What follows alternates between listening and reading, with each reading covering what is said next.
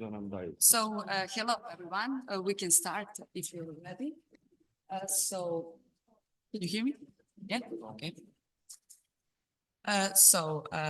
My name is Branka Matijević. I'm from the Institute of Social Sciences, research assistant, and I'm delighted that we gathered here at the conference named Research Infrastructures in Social Sciences. I want to wish you welcome and greet you all. I don't want to waste a lot of your time, so I can introduce you with the first speaker, Vukašin Grozdić. He is the State Secretary in the Ministry of Science. So hello, Vukašin, you're the first speaker. Also, I hope that we will have some good discussion, constructive discussions, and also we will hear, I assure you, great speakers. Welcome, Vukašin. Thank you. Good morning from my side as well. I would like to welcome you all in the Palace of Serbia. I'm very glad that we can be in this building because this topic and your attendance deserve this kind of a building and this place where we can discuss about the most important topics for our society. Many thanks for our hosts today, Director Rambašić from the Institute of Social Sciences, as well Director of the Institute for Artificial Intelligence, and dear Rory for coming to Belgrade to speak with us and to work with us on this important topic. Our ministry is the Ministry for Science, Technological Development and Innovation. There is more words about technology and innovation than the words about the social, about the society, but be aware that we are fully committed as well to the social sciences and humanities. Any kind of a research that is important for society is also part of our obligation. We had yesterday fruitful discussion about the need of the public administration and about the need of the public services to enroll PhD students in their activities, to have the opportunity to do the research projects in places where their topics of their research is active and where is the most needed. So we understood that there is a need for that, and we will work in the future period. And I hope that future period will be 2 to 3 months, not more than that, to organize the opportunity for all the PhD students to take participation in local municipalities, in state government, and any other public service, so they can do their research and help them, administration, to do their job better than they're doing right now. It's not the easiest job because we as a ministry are Ministry for Research, Science and Innovation. But what we can do is to support with the kind of a scheme, as a voucher scheme, that every ministry and every public institution can use this voucher to enroll students and to enroll researchers in their work and to have them for at least 6 months or a year or 2 years so they can do the necessary work, the necessary analysis that they can be presented to the society.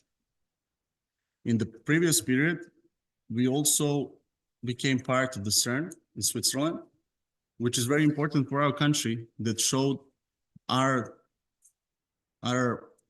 big goal to be one of the European countries that can support data. So data center, Serbian data center is Kragujevac, is one of the state-of-the-art data centers with tier 4 standard, which is the highest standard in the world. And now there is Oracle, there is Amazon keeping their data, all the citizens' data over there. But now CERN, as well as the biggest scientific experiment, decided to keep their data in Kragujevac, which shows that we have the capacity to store this data. One very good information for you, maybe you're not aware of that, but Serbia was the initiator of the UN resolution last year when United Nations adopted the resolution that the next decade will be the decade of science for sustainable development, which means that all the countries agreed that if we want to achieve the sustainable development goals set by the United Nations, the only answer will be through science and research. We saw as a country that we are lacking behind. Only 20% of the activities are on track. More than 30% of the activities are lacking behind, and the rest are in the middle. So we propose to the world that their answer should be science, that the answer should not be linear. It has to be exponential, and the only science and technology have the potential to do it. But in that moment, with other countries, we were not that aware that we need to include social sciences and humanities as well. Because on the one side, technological development is always development. And technology and the last technology is always better technology than the previous one. But as we know, with the societies, it's not the case. We cannot say that we live in a better society today than 50 years ago or 100 years ago, especially when we look geographically different regions. So if we have very good technology and we are very successful in technology, it doesn't mean that we will have better society, that we will have better relationships among each other. And that's the reason why we need to support social sciences. The social sciences can help us to define the relationships between us and how we will organize our society, what will be our needs, and how we will satisfy them.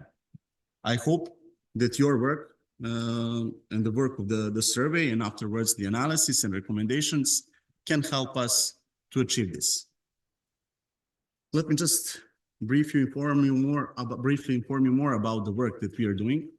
We decided to digitalize everything in science. So we introduced eScience portal. Who is member of the Serbian community here knows well what does it mean to put all the data necessary so that we can present them and have it in one place. Right now, we are having more than 19,000 researchers, active researchers in our country who are publishing their works. We also have more than 200 institutions which are accredited for the research and close to 700,000 results from Serbian researchers. So what does that mean? That means that if somebody from abroad wants to cooperate with us, they can just type the keywords and find the results of the researchers and the institutions who are working in this area and connect with them to do another research. After that, we initiated the opening of an open research infrastructure platform, which was initiated with the idea to have all the equipment in one place and all the services which Institute can provide. Now, with the data from the research and the data from the equipment, everyone from abroad or from this country can have the right information about what any institute can do, and they can connect and make scientific work or some kind of expertise and expert work for them. So those are the two most important platforms that we are having. And I hope that with this idea of having the infrastructure in social sciences as well can be put there, and that everyone in the society, no matter are they from private sector or the public sector, can use this infrastructure, and that they can have the information that now the Institute of Social Sciences and the Faculty of Philosophy, the Department for Sociology, have the potential to deliver the right research and give the right panel of people to do any kind of a research in our country, which definitely be very prominent for our research community and which will foster more and more research in Serbia. So briefly, that's the activities we have. I'm very glad that we this year also participate in this survey, which is not that easy when you're planning the budget and all the activities. But I hope that from the next year, that will be special line in our budget, and that we will not have any questions and doubts about will it be financed or not.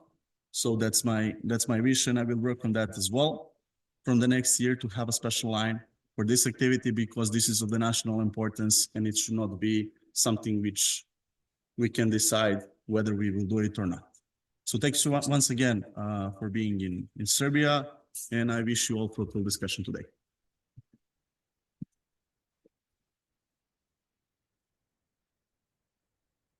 Thank you, Lukashin, for pointing out the significance of social sciences.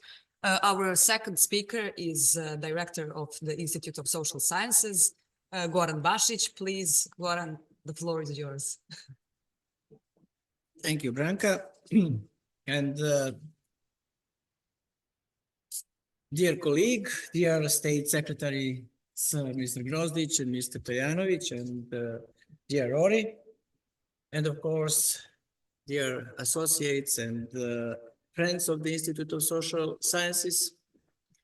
I am really happy to be with you today and to have opportunity to share some experience and ideas of the Institute of Social Sciences regarding the development and organization of the empirical research, about the participation in the European Social Survey activities, and finally about the regional cooperation, which in recent years has become the strongest driver of scientific research work at the Institute. But before that, I would like to remind you that 5 decades ago, the Institute of Social Sciences was one of the first in the region of Southeast Europe to launch public opinion research, which has long been a model for the development of methodology for public opinion research, and the results of which are still often cited as comparative and baseline findings.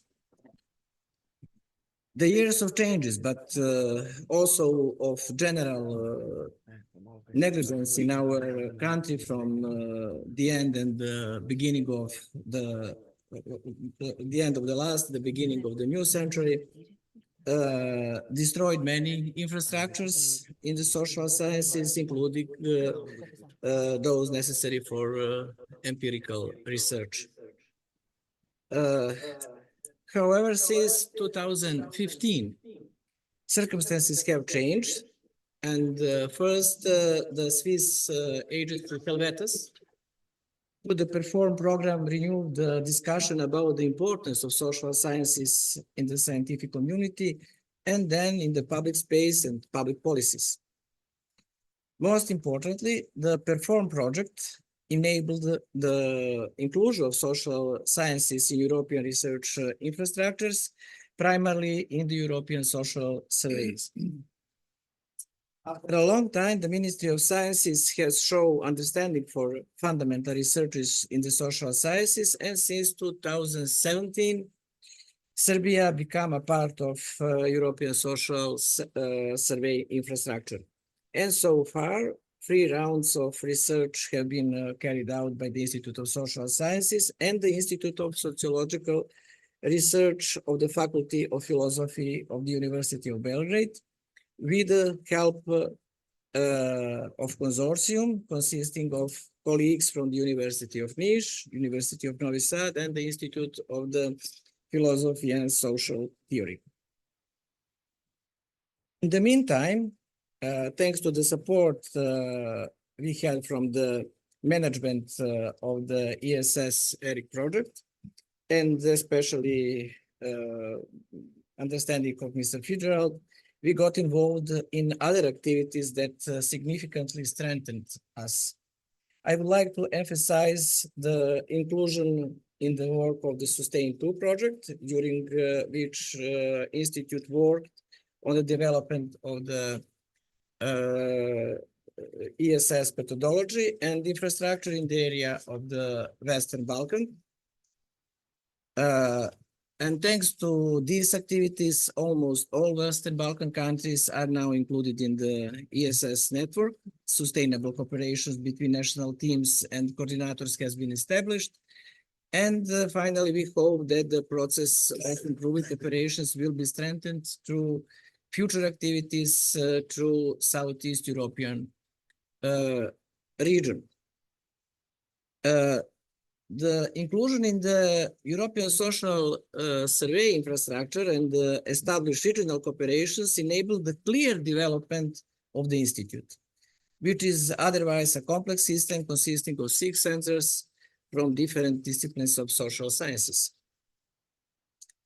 Allow me to briefly mention a few pillars of the development process because I consider them very important for future regional cooperations and the inclusion of the Institute, but also of social sciences in the region in the European research area.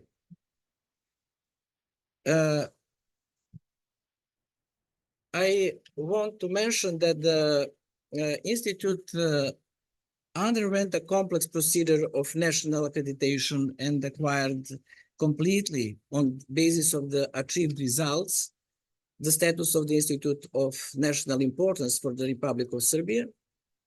And the accreditation commissions clearly recognize the scientific excellencies of the Institute. We are very proud of this status, and it represents not only the success of the generations that receive recognition of this status, but also of numerous generations of scientists who built this status. I would like to single out my colleagues of the Center for the Public Opinion Research, whose work I mentioned, who contributed to scientific recognitions and excellencies to the development of empirical research. The second is the establishment and work of the Academic Network for the Cooperation in Southeast Europe, which was founded by 6 university centers from the ex-Yugoslavia area, and which over time was joined by the other scientific centers from this area, as well as from Germany, France, Romania, and other European countries. This network also insists on the importance of the scientific data and its application in public policies. Thanks to the synergy we achieved and established, the methodologies of results of Institute research are used in the bodies of the Council of Europe, the Agency of the Fundamental Rights, and European Union and other bodies. We consider it's a failure that the results of the research we conduct are not implemented in public policies in Serbia. But we hope that with the help of the Ministry of Science, Technology and Innovation, which has been the Institute's only really strong partner for years, we will succeed in opening communications channels from the colleagues from the public administrations and other state bodies. Lukasz mentioned that a few minutes ago. And the third and the last driver of development is the support we receive through the SAGE project, which is implemented by the Ministry of Science with the support of the World Bank and the European Commission. And thanks to this support, we have significantly improved the infrastructure of our empirical research, and we are on the way to develop in addition to existing electronic databases and internet panel on a representative national sample that will enable the implementation of complex longitudinal research. It is about the infrastructure that should be in the function of the national research community, but we hope that over time the capacities and experience will have a regional component. And finally, and I want to finish with that, the Institute ambitions are to develop capacity by 2030 on the basis of which it will be fully and equal involved in the European research area. In addition to the development of infrastructures, the training of researchers, this process implies, among other things, the acceptance of modern methods, the applications of various technologies, and realize of the possibilities provided by artificial intelligence. Of course, the critical approach to social sciences to the application of the artificial intelligence must not be neglected either. However, our task today is to consider the possibilities of applying artificial intelligence in connections with the data that ESS has its disposal globally. I believe that today and future discussions will open up new ideas, strengthen mutual resources, and I'm glad that the Institute of Social Sciences thanks to his participation in the Sustain 2 project, has the opportunity to contribute these discussions. And I hope that we will constructive discussion and smart conclusions and I want good work and good luck for everybody. Thank you very much.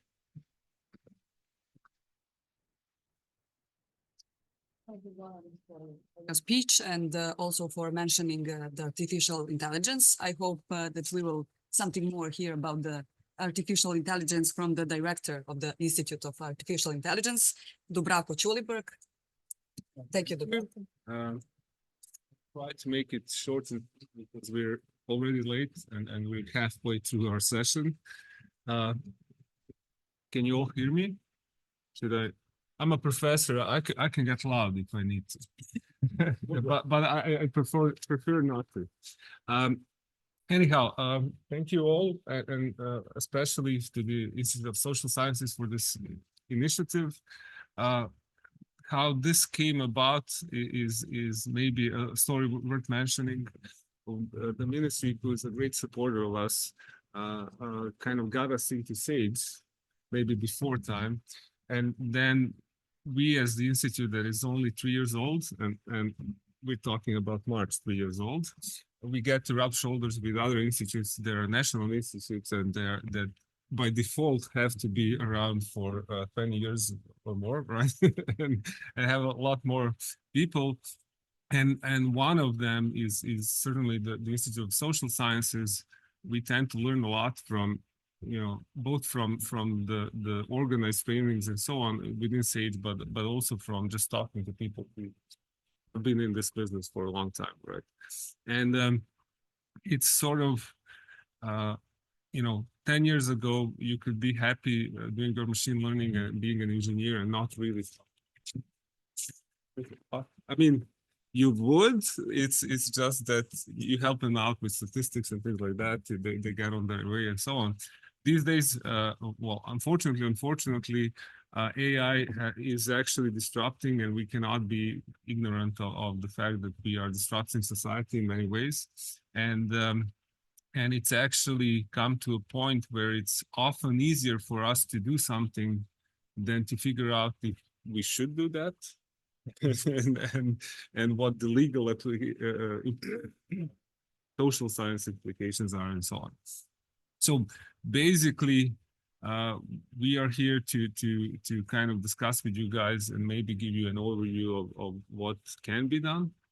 But we kind of expect from you guys to tell us what should be done, needs to be done, what should be done first, and things like that. And especially how we go about it, so that we make sure that what we do actually benefits us all, not is to the harm of the society and the people. And basically, that's about it that I have to say. We are a small institute. We have like only 50 people right now. We're planning to grow. We're doing a lot of stuff, and I'm not, we'll discuss that during the workshops, I guess, and the breaks. And without further ado, good enough for me in 5 minutes. There you go.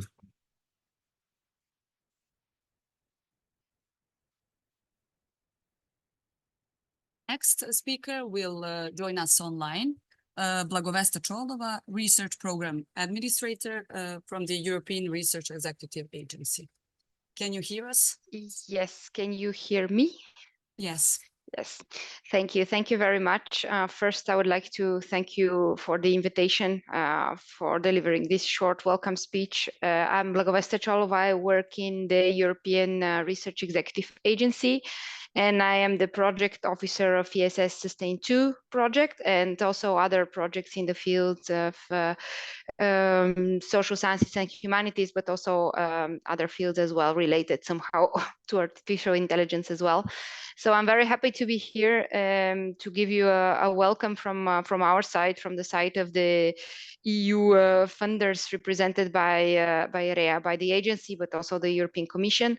And I'm very happy that you can have this workshop, which will debate on two very important topics, I would say, focusing, of course, on the research infrastructures and the role, especially of European Social Survey, and then the very important question also of artificial intelligence, which is very much also a political question nowadays at European level, as you follow the discussions. I would like to point only a few things. I will not keep you longer with my welcome, but I only wanted to point out that there are several achievements, especially of ESS Sustain 2 project, and basically of the European Social Survey research infrastructure, ERIC, in the last years. And one huge achievement has been the expansion of this network towards the Western Balkan region, including several countries like Serbia, but also Montenegro, North Macedonia, in the last rounds of the European Social Survey. And I think this is really a huge achievement. It has been also underlined by the ex-commissioner in previous years who joined similar events. It's very important for you, for Serbia, but also for the European Union, because I believe that especially networks in social sciences will help us really deliver on some of the main priorities of the European Union, the European Commission, and also of the framework program of Horizon Europe, and FP10 coming just next after it. So what are these priorities that you contribute to by expanding this network and by developing these activities, especially through the European Social Survey, but also now with new techniques in artificial intelligence? First priority, and this is of course also a priority not only of the framework program, but Horizon Europe, but also of the European research area, is of course excellent science. Our funding program is part of the Pillar 1, which is excellent science, and it aims to enable researchers to access data in this specific case from all over Europe and beyond to do excellent research in their field of social sciences here. So within this network, there is a huge data available, and this will, I hope, enable also researchers in Serbia to do better research and to access for free more different types of data, and also in terms of time series to expand a bit what they already had available at national level, and fully benefit from this huge amount of data available in the European Social Survey, covering different topics, also some specific issues that are of high importance for all of us. So it's a very rich database, and I really hope that this will enable many excellent papers to be published, also careers of researchers in Serbia, in your institutes, but also in the region. Second priority on which I think this network and especially this project and European Social Survey will deliver is what we call evidence-based policymaking. And this is also part of your workshop today. It will be discussed later today. It's a very important concept because we believe that within the European Union institutions, but also within member states, policy should be informed by research and by science. So it's following the newest and the most recent trends in social attitudes, in the way people feel or approve or disapprove of some decisions, that will help really policymakers to take the right decisions and to move forward and to address very important topics or challenges, like it was shown during the COVID-19 pandemic, but now also the political crisis we face with Ukraine. We are living in a very turbulent times, and I really believe that informed policy making informed through evidence, and evidence-based policy making will be really, really very important and crucial for the decision makers at national level, but also at European level. So we believe that such networks and such projects would help us enhance that evidence-based policy making and deliver the evidence that policymakers would need to make better decisions in different policy areas. And it's very important also because in some ways artificial intelligence is part of this huge reflection on how these new trends are helping to shape our society for better or for worse. What are the challenges, but also what are the opportunities, and how we can make use of them to make life better for all European citizens. The third big, I would say, role and also impact that this network and this project in particular is having is on what we call science diplomacy. And this is by including countries in the Western Balkans on their path to accession to full membership at the European Union into these huge networks of researchers, of research infrastructures that will help really to strengthen this collaboration between researchers throughout Europe and share ideas, but also share a common understanding of what are the priorities, what are the attitudes, what are the concerns also of regions that maybe are less known or less present at European level at the moment, but will be more so throughout these networks and these research infrastructures. And this has really been a political priority for this present College of Commissioners, but also previous one, and I hope next one, because we are really getting closer to this full membership as years go by. So it's very important to contribute to that in the field of social sciences, because this is one crucial field for policymaking in order to understand how society works and understand also the policy processes that will help us gather and integrate better these new regions.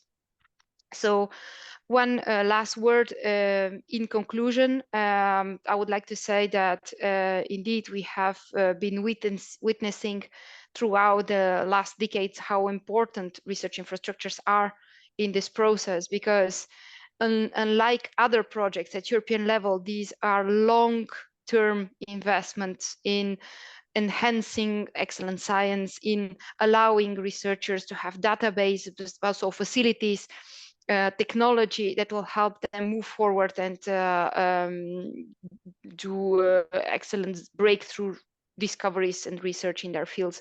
So this is a long-term investment, and this I wanted to point out as having even more impact than a usual project would have, because we are somewhat committed to invest more in the region to help this research, and especially the social sciences that were a bit maybe left behind also by previous, let's say, prioritization at European level, too many challenges to face, but now they're coming to the fore because there was this realization that without social sciences, we cannot really take the best policy decisions, and without understanding how society works and what are the feelings of the European citizens that we want to serve.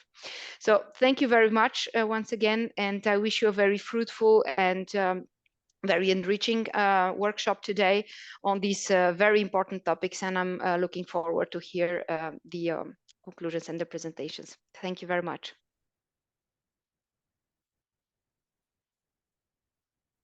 And our last but not least, definitely, speaker is Rory Fitzgerald, the director of the ESS.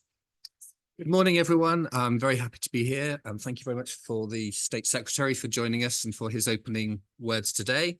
Also, thank you very much to our host, the Institute for Social Sciences, and particularly to their director for his words as well. Like also to thank European Commission and our project officer for the ESS Sustain 2 project, which has really been a wonderful project for European social service and has really helped to enhance the sustainability of the infrastructure. So I think it's been a really good kind of funding stream the Commission has provided to research infrastructures to help them strengthen for the future. Some of the most important things we've heard today is why are the social sciences important? And I think it's been touched upon, but I think it's worth thinking a little bit more about that. Many of the challenges that we face cannot be addressed without a social science dimension.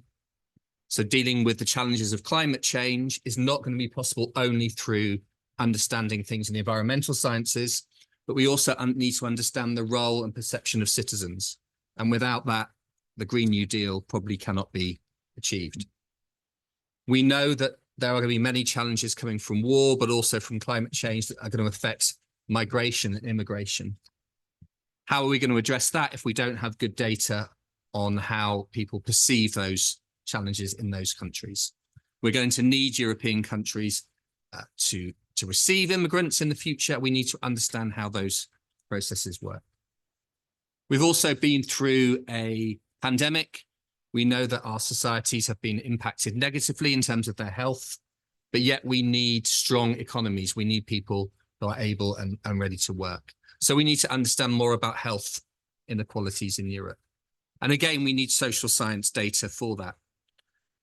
So I think it's good to hear that the prioritization of social science is increased at the European level, but I think it's for us as well today to think about how we can take forward that interest to the next stage. How are we going to make sure our data is useful to policymakers, and is delivered in a way that is accessible on the biggest scale? Because too often in the past, our data has been kind of hidden in our archives or in our journal papers, but it's not necessarily reached the public debate and policy making. And I think that's why today's workshop is so important.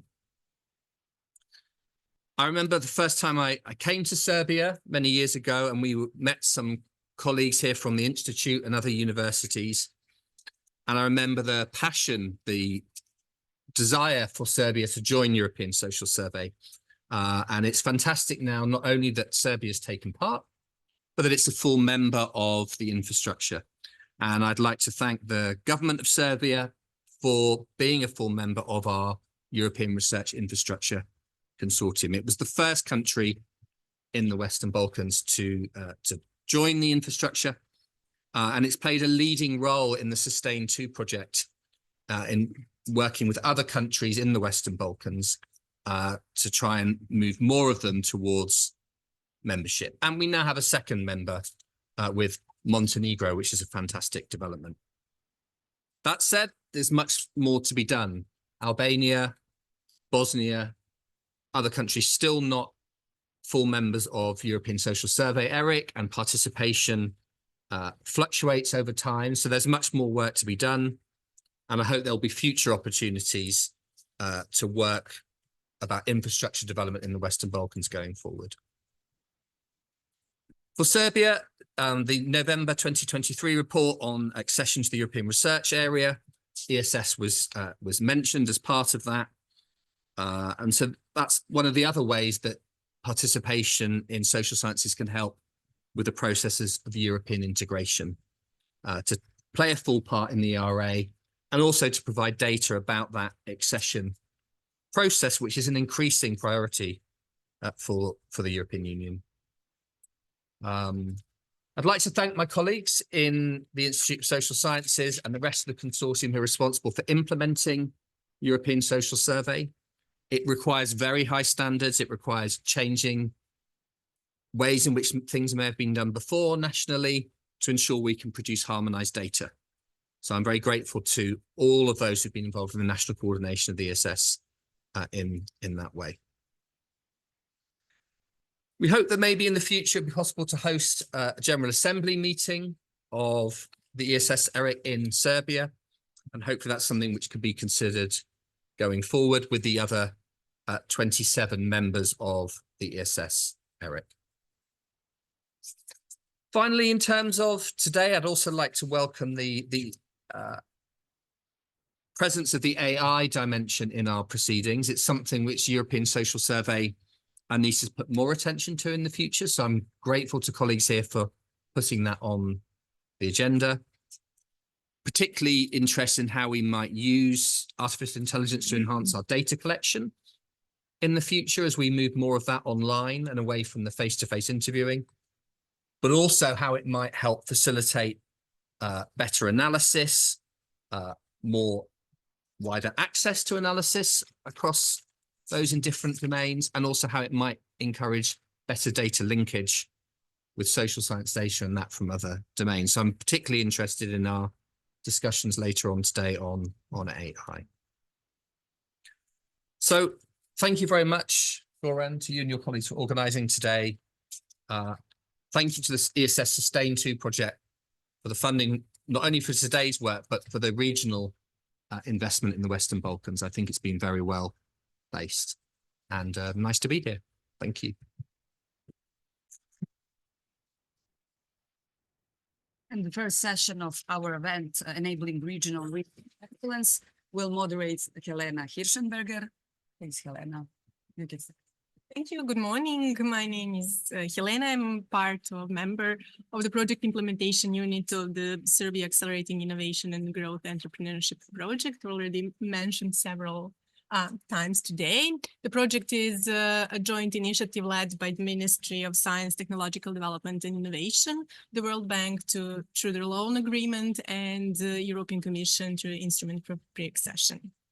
The project strives to improve the excellence and relevance of scientific research in Serbia, and also to give a new momentum to innovative ecosystem. It was designed to support 6 public research institutes to go through so-called transformation process, but it is actually accelerated development process supported through different complementary tools of the stage. But due to increased interest, currently there are 18 research institutes actively participating in the project. And out of those 18, 4 comes from the social sciences and humanities.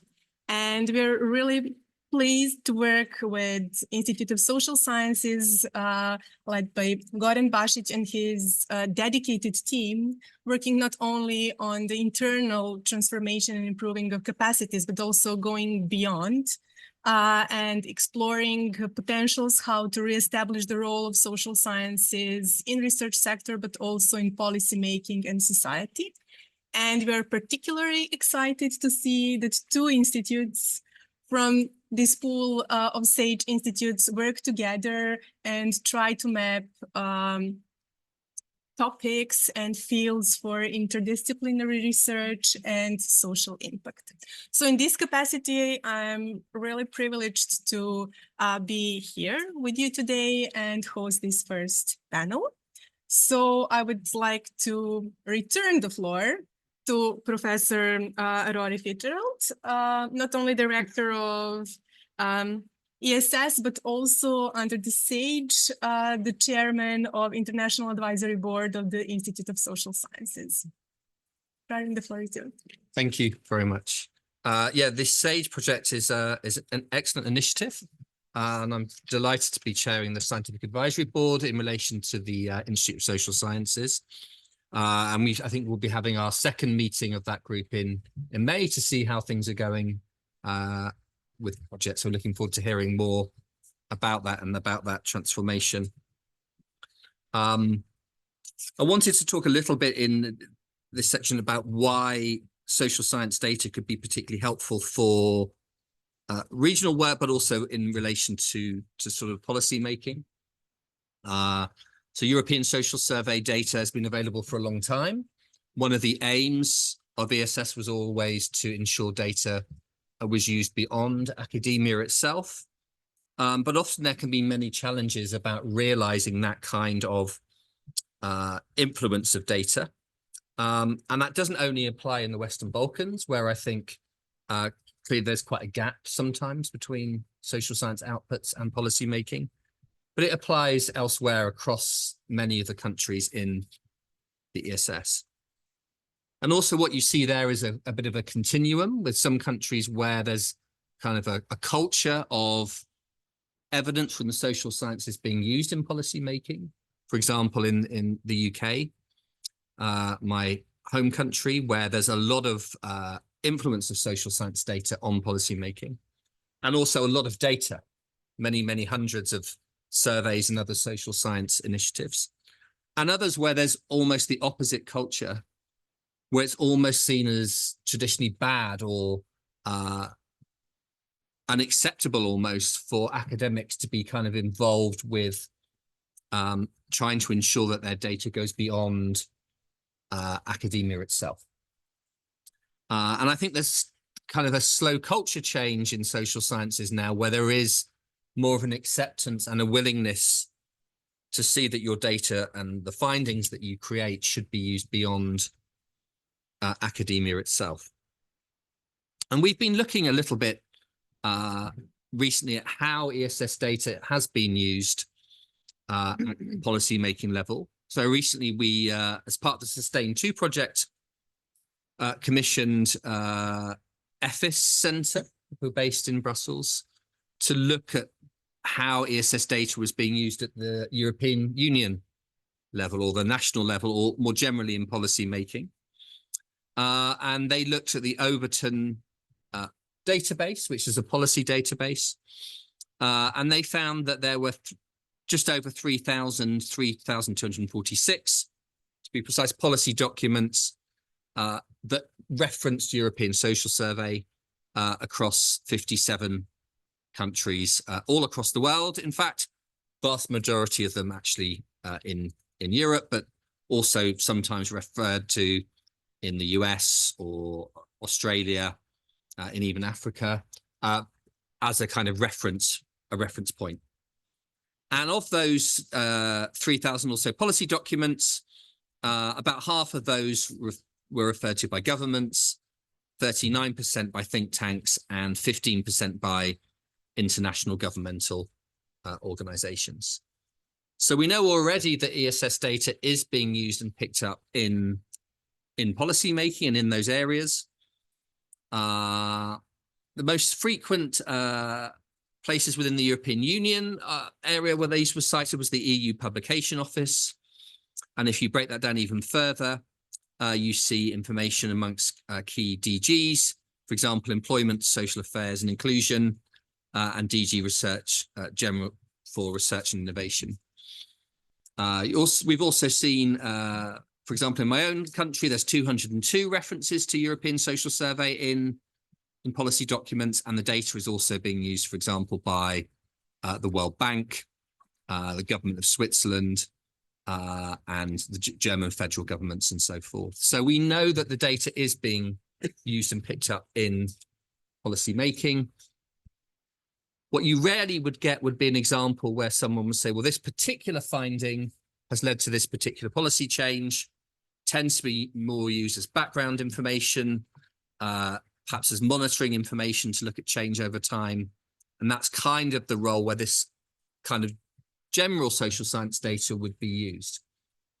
If you want that more specific kind of drilling down of this particular social science initiative led to that policy change, that would come more from lower level types of regional kind of implementations of social surveys, maybe looking at the implementation of a specific policy.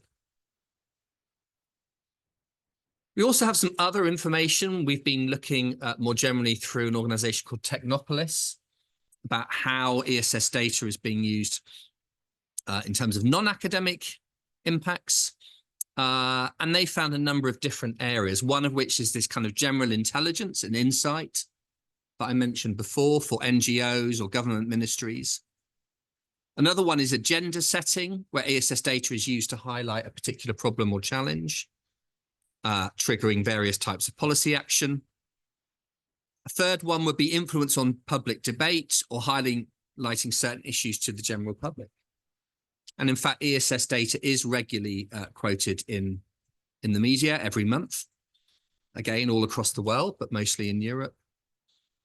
Another one is monitoring. So ESS data used as indicators to track certain aspects of societal progress.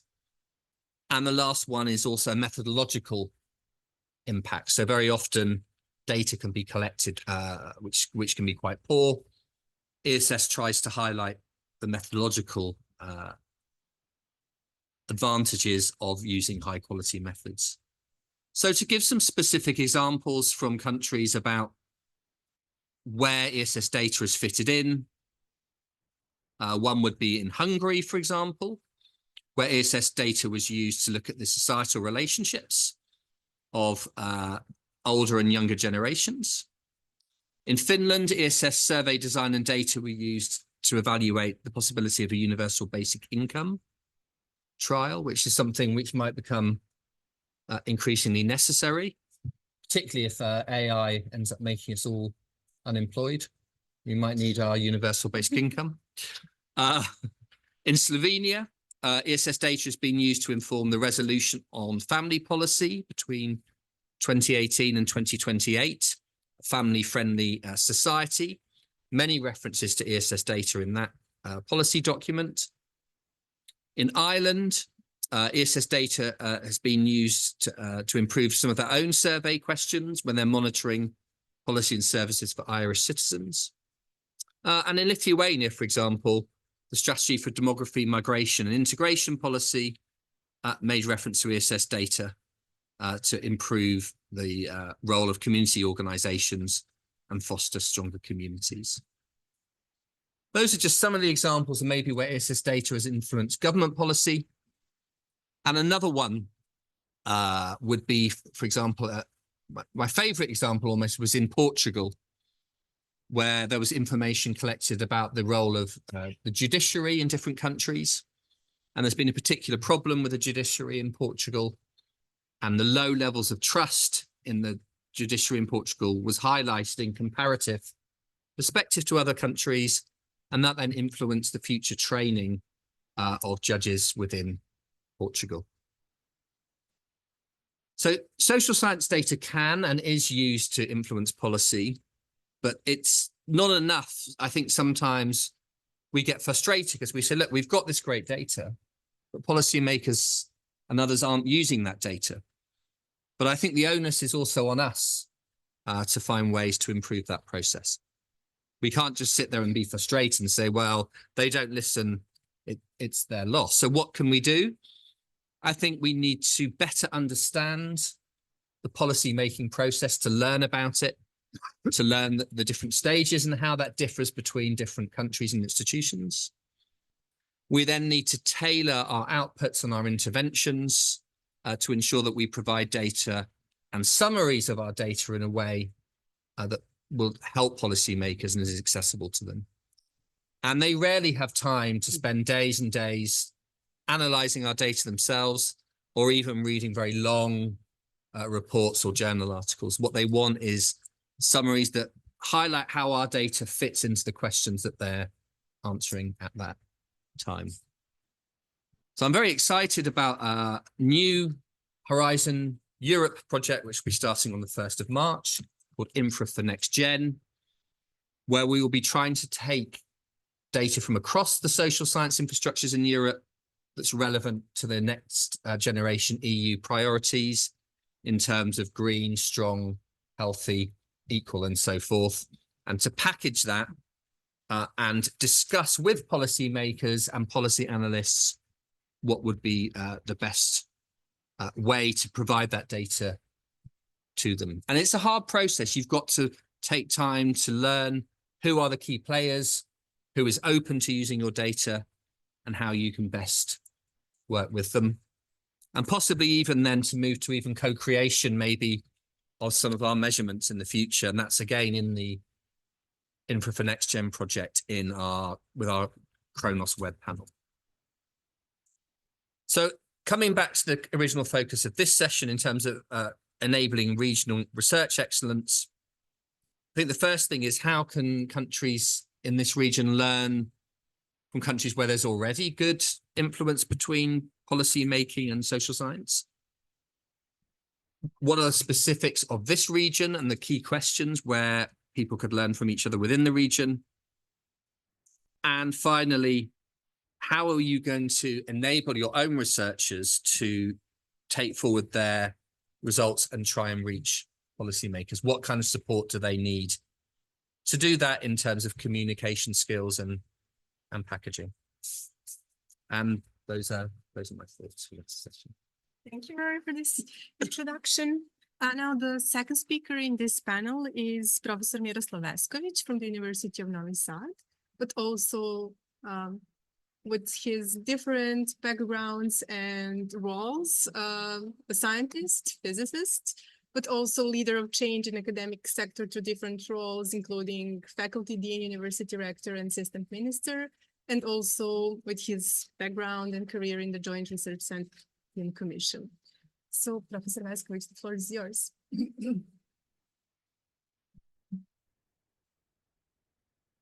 Thank you. I'm not sure if it works, but anyway, thanks, Helena, for introduction. Just maybe a few words, a little bit about my career to be able to understand my position during my presentation. I'm nuclear physicist, and you will see very obviously from my presentation, but I will be strongly advocating for the social sciences as well. I collaborated with CERN since 1989.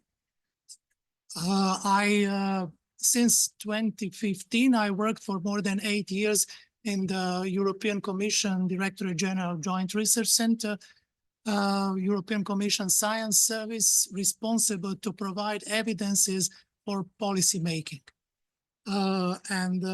That's also very important, and I strongly support what Rory mentioned in his presentation. I'm sure that we will have the opportunity to further discuss that as well. Well,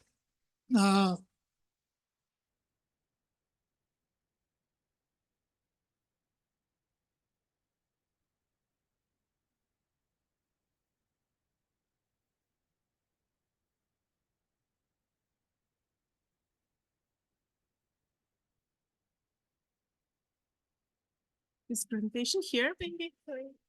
Can I assist?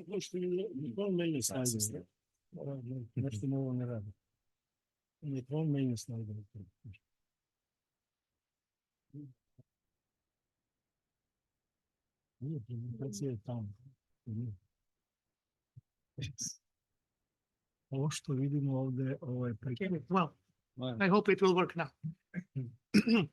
Well, the fact that mature science needs infrastructure is very evident to most scholars and observers when talking about physics, astronomy, chemistry and pharmaceuticals, life sciences, climate change, or information technologies. It seems to be less obvious for the humanities, although their archives, libraries, and collections of artifacts are the oldest infrastructure of all, dating back to ancient time.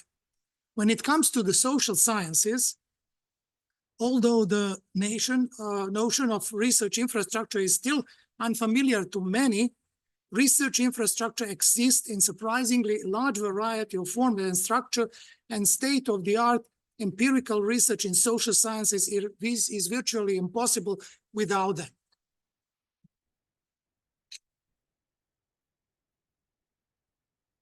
We go back, I'm sorry. Yeah. Well, as I said, I'm a nuclear physicist. And let me give you some numbers.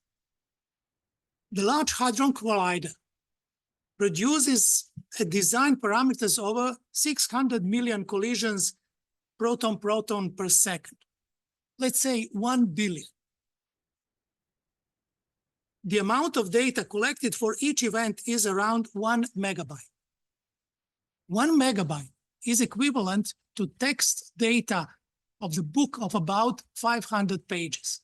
So for 1 billion events per second, we produce, or LHC and two detectors around it are producing 1 billion books of 500 pages.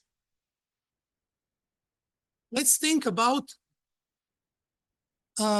our society with 8 billion people. How many social interaction per second, direct or indirect, there are in the world? So a famous American economist, Richard Nelson, put in 1970s, if we can land a man on the moon, why can't we solve the problem of ghetto? So I strongly support work at CERN, and I worked there for a long time. But on the other hand, let's concentrate and try to produce similar amount of data per second about human interaction, about social interactions, and then I'm sure that it would help to solve some societal problems as well. Societal challenges may be more daunting than technology missions, but if it addressed, they may well threaten our societies in a far more fundamental level than sluggish economic competitiveness would. Next slide, please.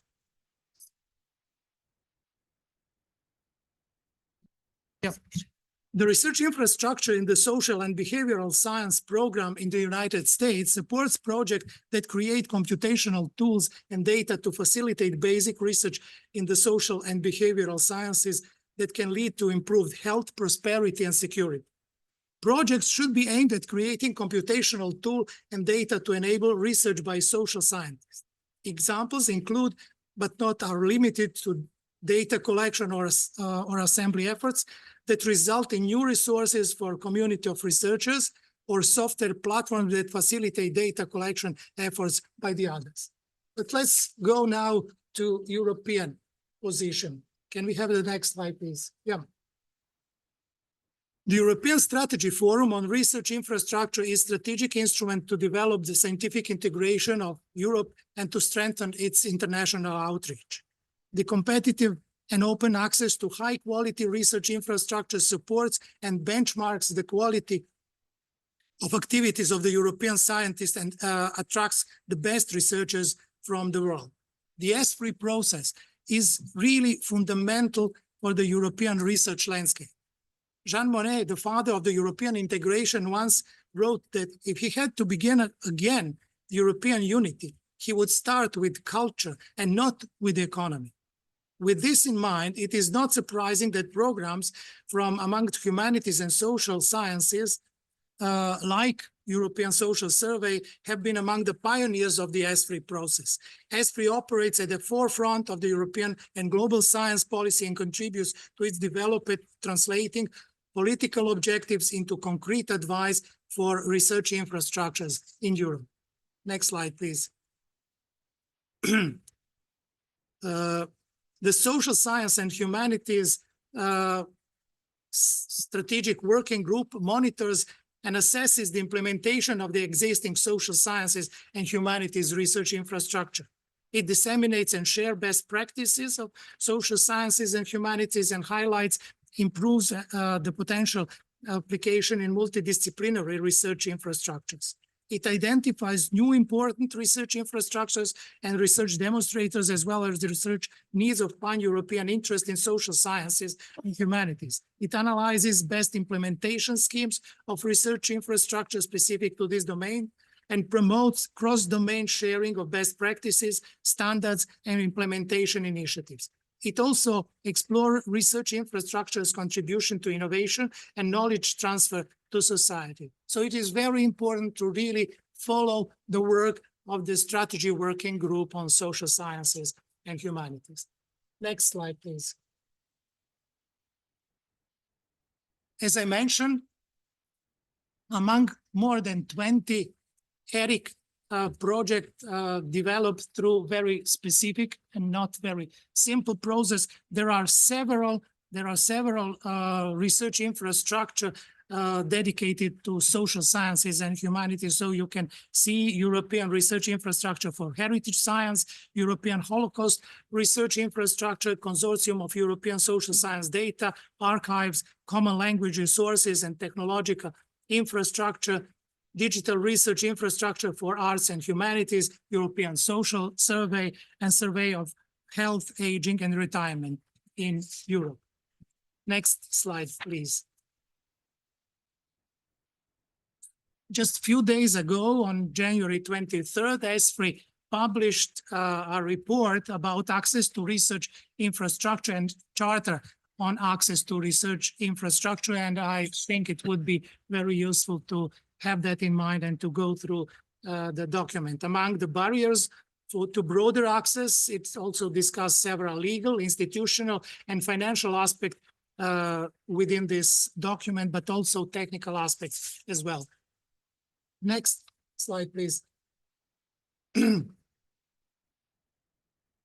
Let's come back, I would say, to artificial intelligence. Artificial intelligence has become an integral part of our lives, revolutionizing various industries such as healthcare, finance, transportation, and so on.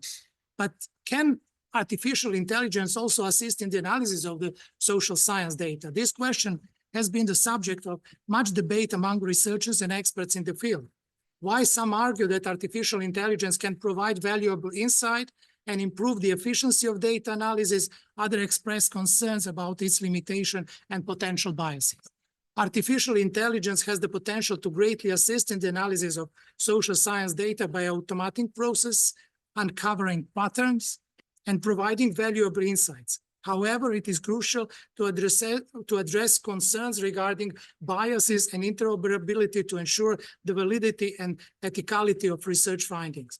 As artificial intelligence continues to advance, it is important for researchers and experts to collaborate and develop framework that harness its potential while mitigating its limitation. European Union is preparing legal basis for work with artificial intelligence, but what would be, and Serbia is trying to follow that process. Our Institute for Artificial Intelligence is very active in that field, but what is very important to be mentioned here is next and after accepting and preparing a legal aspect, it is very important to standardize certain procedures because they will allow really to go through artificial intelligence processes in a standardized way without paying too much attention to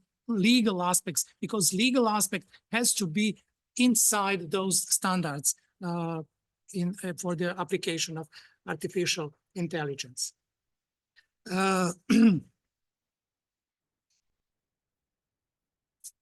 Next slide, please. European societies are facing tremendous challenges in many fields, such as health, migration, demographic change, social inclusion and cohesion, and severe environmental changes. With the current paradigm shift in both the social sciences and humanities toward data-intensive, cross-disciplinary and exploratory scientific discovery, research infrastructures combined with artificial intelligence are indispensable foundation for cutting-edge research in Europe. Europe is increasingly investing in the development of artificial intelligence with a global third place in the world.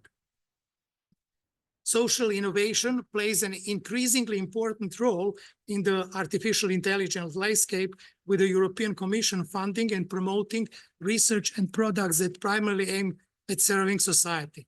Social innovations in artificial intelligence promise to refocus artificial intelligence development on people instead of profits. We hope that it will improve healthcare, boost productivity, and address climate challenges. Next slide, please. This is also an opportunity maybe to mention one article which was published very recently, last June, about artificial intelligence and the transformational social science research, which was published in Science, as I said, 6 months ago. Advances in artificial intelligence, particularly large language models, are substantially affecting social science research. These transformer-based machine learning models, pre-trained on vast amount of text data, are increasingly capable of simulating human-like responses and behaviors, offering opportunities to test theories and hypotheses about human behavior at great scale and speed. This presents urgent challenge. How can social science research practice be adopted, even reinvented, to harness the power of fundamental artificial intelligence? And how can this be done while ensuring transparent and replicable research? Next slide, please. At the moment, we are at the midterm of implementation of Horizon Europe. That is important moment to reconsider what has been done through the Horizon Europe, but also to think about the next framework program 10. Social sciences and research infrastructures in Europe have demonstrated their value and will continue to be integral part of the research landscape. Social science research infrastructure must continue to develop and provide cutting-edge, easy-to-use tools that facilitate finding and obtaining relevant data in close collaborations with the researchers who are the ultimate beneficiaries. Several scientific organizations, several university alliances are discussing the achievements of the Horizon Europe project, but also thinking about, as I said, next framework program. League of European Research Universities, one very strong organization which is advocating for development of university, is saying that the further that the Horizon Europe in the second part of its implementation has to further stimulate interdisciplinary in the pillar 2, social sciences are in the pillar 2, and to improve the integration of arts, social sciences, and humanities. So they are insisting on integration. The Guild University Alliance, one of the strongest university alliance in Europe, provided 5 recommendations. 1, to continue to foster the capacity of social sciences, arts, and humanities to address key societal challenges in Pillar 1, to foster frontier research and interdisciplinary approach in addressing the key strategic orientation to Cluster 2 in Pillar 2, to include breadth of social sciences, art, and humanities, to recognize research impact appropriately, and to ensure the effective implementation of social science and humanity integration and interdisciplinarity in practice. In short, the Guild reiterates the need to empower academic social science and humanity knowledge and genuinely embed it in other clusters of the program, contributing to all key strategic orientation of the second strategic plan of Horizon Europe. In 2024, we are reaching an important milestone, 40 years, 40th anniversary of the launch of first framework program. So on this occasion, it would be nice to analyze the impact on Europe and take stock what framework program have delivered to date. In order to do that, on 12th and 13th of February, there will be an event in Brussels to take into account all these things and to think how to move forward. Among the central themes to be addressed will be, as the EU institution and member states begin their deliberation on what will succeed Horizon Europe, how would the framework program evolve in 10th edition? And is the current approach the best in the long run? Is Europe ready to invest what it takes to remain a global leader in the critical technology domain? Can policy and regulation keep pace with the breakthrough science and drive innovation in industrial research and development ecosystem? What will be the world look like 40 years from now? And what will be the role of science and technology in ensuring the planet remains a safe, clean, and healthy place to live? And given current geopolitical situation and trends, how to ensure that world continues to work together on research and innovation and not follow divergent path. The next slide, please. So we passed 10th anniversary of the European Social Survey of being ERIC, having in mind that next framework program, which might be called Horizon Global, will finish in 2034. I am looking forward to see you in 2033 or 34 to see and to celebrate 20th anniversary of the European Social Survey. Thank you very much.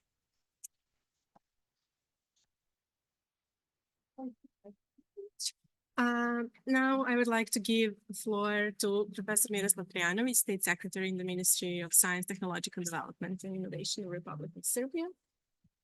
Thank you, Helena. I hope that you can hear me. So, dear colleagues, I'm really pleased to share some insights into the current state of research infrastructure policies and collaborative initiatives fostering regional cooperation,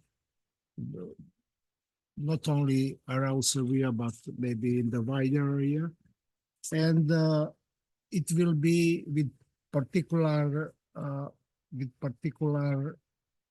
emphasis on in the field of social science, artificial intelligence, and of course, European social survey. So, as you can see, we are new ministry, only, let's say, 15 months in charge. So, but during the last 15 months, we did many things in order to build a different kind of infrastructure, even policy infrastructure. Yes, there is policy infrastructure. As you can see, please, new slide. So what we did is a science and innovation ecosystem. Of course, on the top is the ministry, which is in charge for policy, for the laws, and so on. But our ministry stands on 3 pillars. On the left side, we have Innovation Fund. On the right side, we have some Science Fund. Of course, we are looking at the future. So now we are preparing a new talents, which will replace people like me. Yes, we need young talents to be included in the science. Okay, and using those funds, we are financing activities in the field of science research and in the field of innovation and development. But in order to support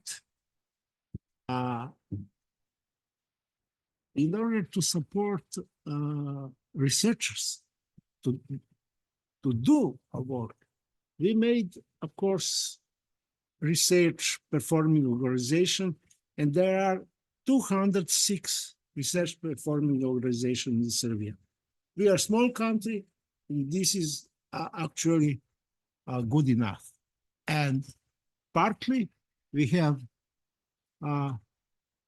3 or 4 institutes in Serbia, research performing organization, maybe more, which are dealing research in social science. Of course, on the left side, we have in this level, we have Science and Technological Park, where a new startups have opportunity to start their adventure, their business. What we are missing at the moment, there are many startups there, but what we are missing is very small amount of the startups in the field of social science.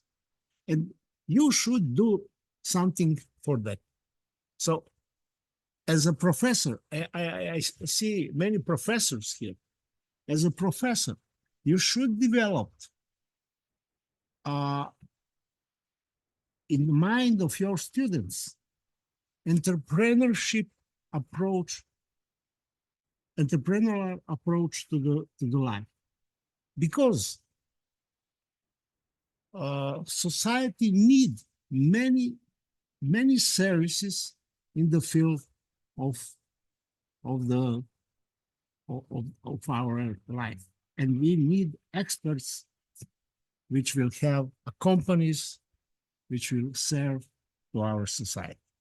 So they have a opportunity to get a room and to get all support in Science and Technological Park to start their business. They will get mentors and even financial support. How will they get financial supports? Either from Innovation Fund, either from any European fund, because Serbia is part of many European programs. So this is this green level is about infrastructure which helps research performing organization and startups to work. And then on the next level is digital level. In order to support research and innovation, we made a portal of open research infrastructure, a repository of innovative organization, and e-science as a tool which enable us as a ministry to follow what's going on in the science community. What are the results? How the money is spent? And what are results of our action? So it is digital. For today's topic, most important is portal of open research infrastructure. So any organization, any research performing organization, even any startup can offer services using open research infrastructure. Even maybe you don't think that as a let's say faculty of social science do not have what to offer. I'm sure you that you have.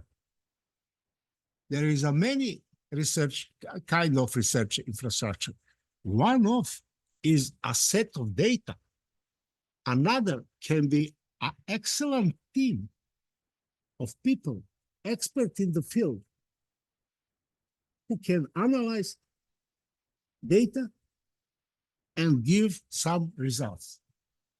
And in this way, let's say, offer a service to the state. So they are offering services using infrastructure, which is in this specific case, infrastructure are experts in the field. So it is portal.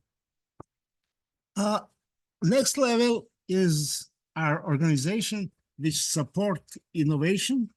We have regional innovation startup centers, and also we have innovation incubator based in research performing organization.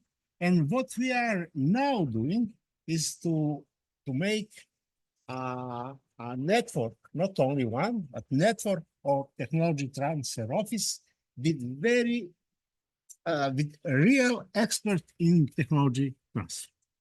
Okay, so it is, as you can see, it is infrastructure. It is actually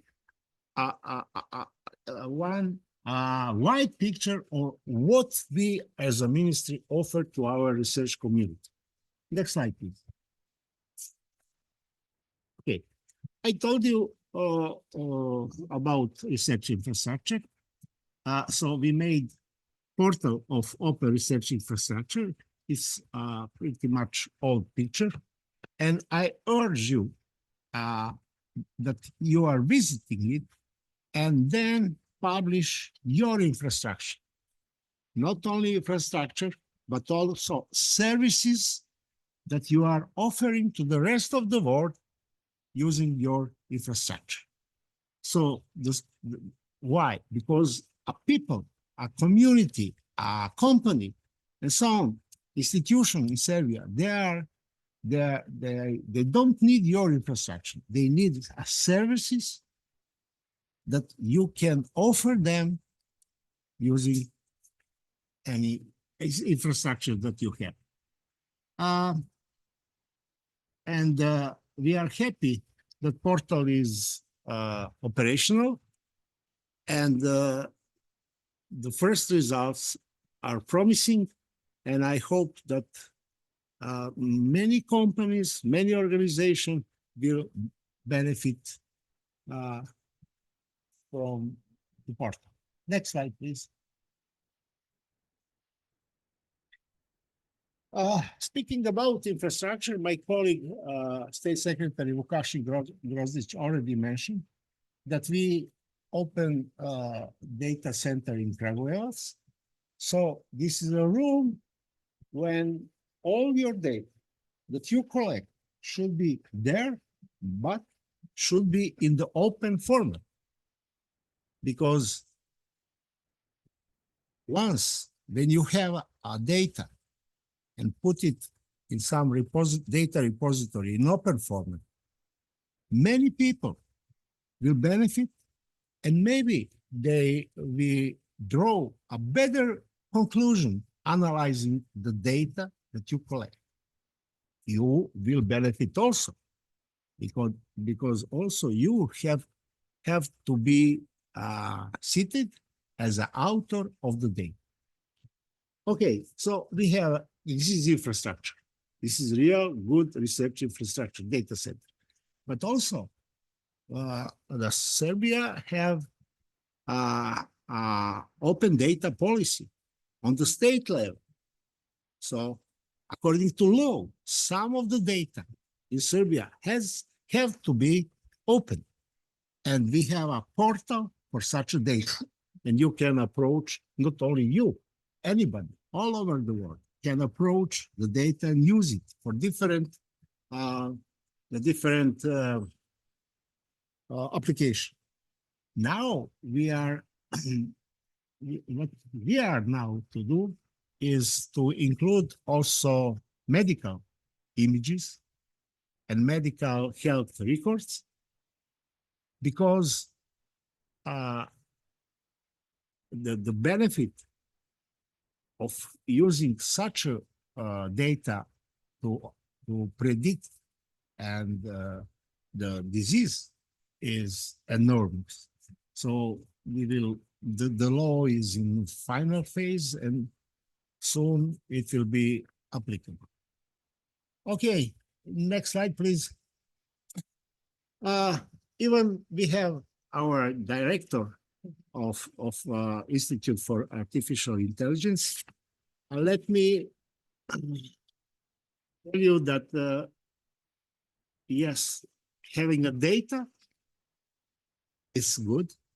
It's first step in the right direction, but somebody has to analyze data. I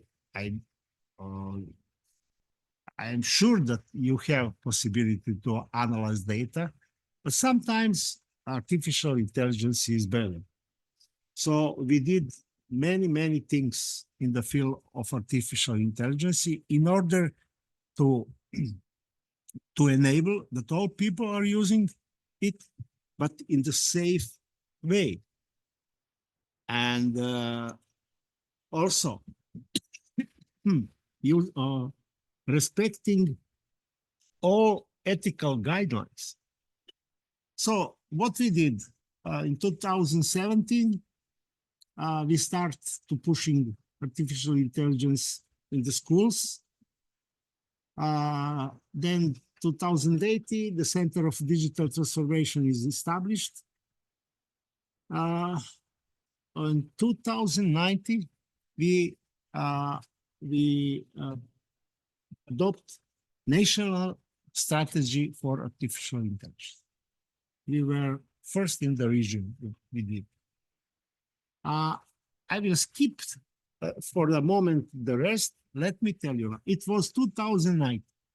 These days, we are very hardly working for the new strategy of artificial intelligence. Why? Because the situation is changing, especially in the field of artificial intelligence, so fast that we need a new strategy, better one, improved one, in line with actual situation in the field. So now I will return. So now did pretty good things in the field of education.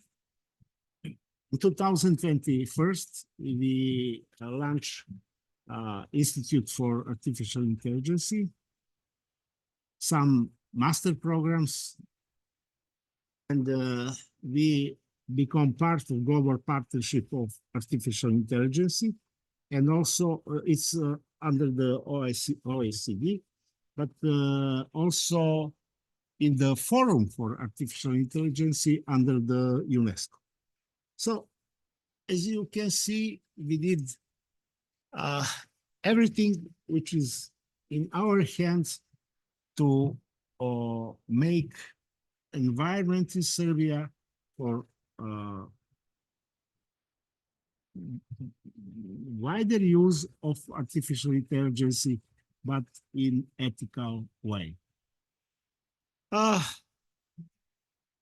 So this is about infrastructure which supports social science and, of course, your research in Serbia. Thank you very much. Thanks for leading us through efforts made by the ministry and also the overview of artificial intelligence in Serbia. Now I would like to give the floor to Nenad Čelarević, representative of ESS for the Western Balkans, but also national institutional consultant under the SAGE project for the Institute of Social Sciences, and also the member of our extended SAGE team from the very beginning. Nenad, please. Thank you very much, Helena. It's a great pleasure and honor to be here, also to have you here. We spent a lot of time on discussing about the ESS, and I was, how to say, pleased that I could speak about my colleagues who are involved in the project of ESS, and I'm very happy that you are now here and that you can also meet them in person. So let me start also saying that it's not easy to speak about after Professor Vesković and after Professor Trajanović. I am in a pretty much a difficult position, but still I want to say a few important words from the perspective of regional cooperation and the achievements which we had until now. Dear State Secretary Professor Trajanović, dear Director Bašić, dear Director Čuliberg, dear Professor Fitzgerald and Director of ESS, dear national coordinators and dear researchers in the field of social sciences. I am very grateful and honorable to be here with you today and to express my, how to say, great happiness that we reach this momentum. Professor Fitzgerald earlier mentioned how to say, the passion and the vision which we had almost one decade ago when it comes to ESS and participation of Serbia and the countries in the Western Balkans. Well, everyone was speaking about the data. I can mention few events in terms of data. In these 10 years, we had a number of elections, changes of the governments, changes of the ministries, assistant ministries, state secretaries in all of the countries.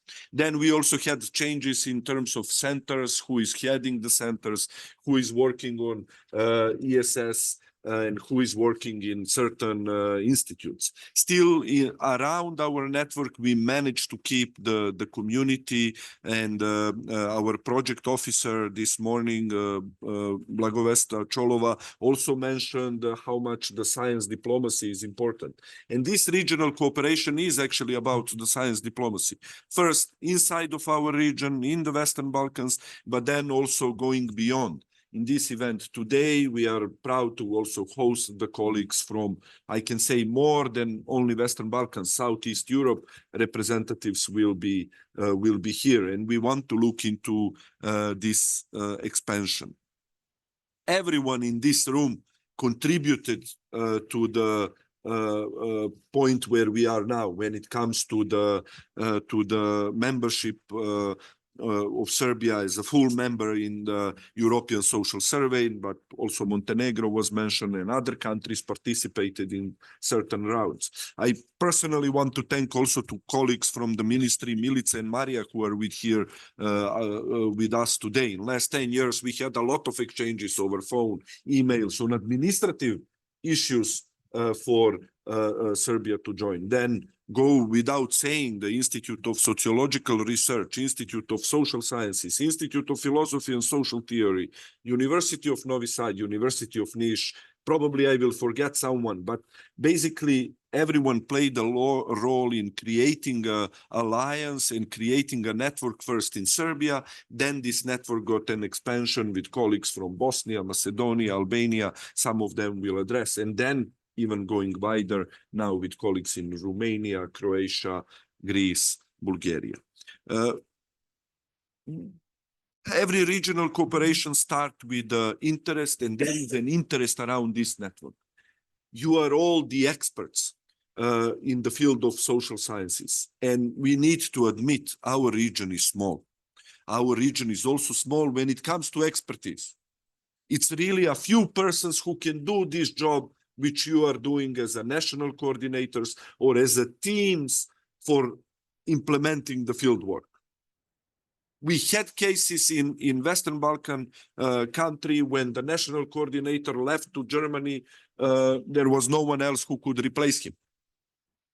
I don't want to name the country. So it's really an issue of a brain drain for us. And in the investment, yes, we are going fast when it comes to equipment, artificial intelligence, and data centers and so on. But I think this network, Western Balkan ESS network, is about the people and to take care about the people, that they can feel anchored in the region, that they know that they are doing the work which is, how to say, meaningful for them. Because also investing in new generations is very important. We had two, I can say, successful transition from one national coordinator to the other, both in Serbia and Montenegro, and that is very good. But also that senior researchers like our colleague Bojan Todosijevic is around to provide support for this transition to happen, and that is also very important. This is a transgenerational knowledge sharing in the field of social sciences, and this is what, how to say, we are urging for every state institution here. We have a very good cooperation and support from the Ministry of Science. Thank you very much, Professor Trajanovic, and please spread our word. We are happy to receive that support. What I can say for the maybe next steps, we created a network around the European Social Survey, but we also see the side effects that are taking place, that cooperation is taking place on another projects and another issues among scientists. And for today, our vision was also to bring and welcome our colleagues from artificial intelligence institutes and to create a space and to dedicate a time in which we can explore the possibilities, how we can work together. I can only say just one thing I promised last night in a dinner that I will say. 10 years ago, we couldn't even imagine that we will reach this point. That's, I can say for sure. Together with colleagues from the Institute of Social Science and the Institute of Sociological Research, we started to imagine the future in which Serbia will be the full member, in which we can share knowledge and experience with other colleagues from the region. I am very grateful to every one of you for your contribution. I wish you a good luck and all success in your work in the future. So I'm really proud to be part of this team. Thank you very much to the Institute of Social Science for organizing this event. Special thanks to Natasha and Maya for doing a hard work, also to Vlada in last couple of days. We were really on the speed. Thank you very much.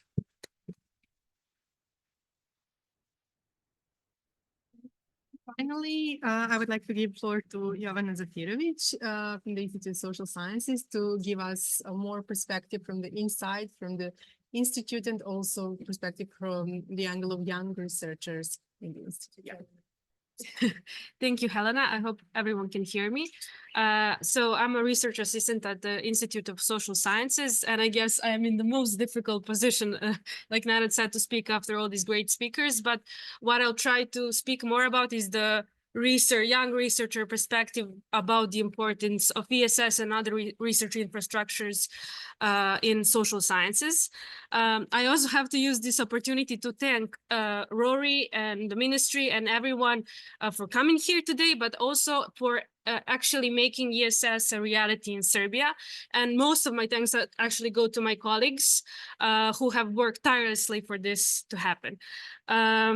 Becoming a member of member country of ESS marks a significant milestone for the Serbian research community, but not only for the research community, I guess also for the broader audience. I have to highlight that most of the users of ESS are students, master's students, PhD students, early career researchers. And from this perspective as well, I want to highlight that the growing number of users definitely emphasizes the importance of ESS.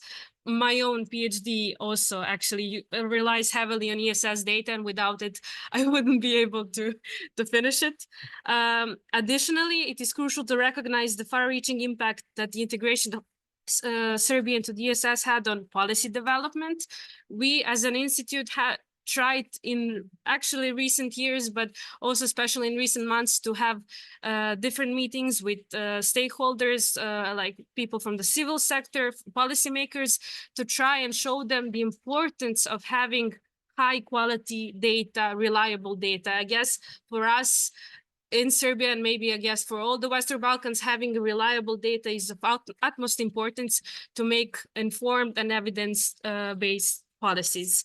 Furthermore, the benefits extend beyond national borders, positively influencing this regional context, in a sense that this collaborative research that was facilitated by ESS created opportunities for different collaborations on projects, on papers, published academic papers, regional conferences, meetings, and in a way that fostered a deeper understanding of our dynamics and in a way shared challenges.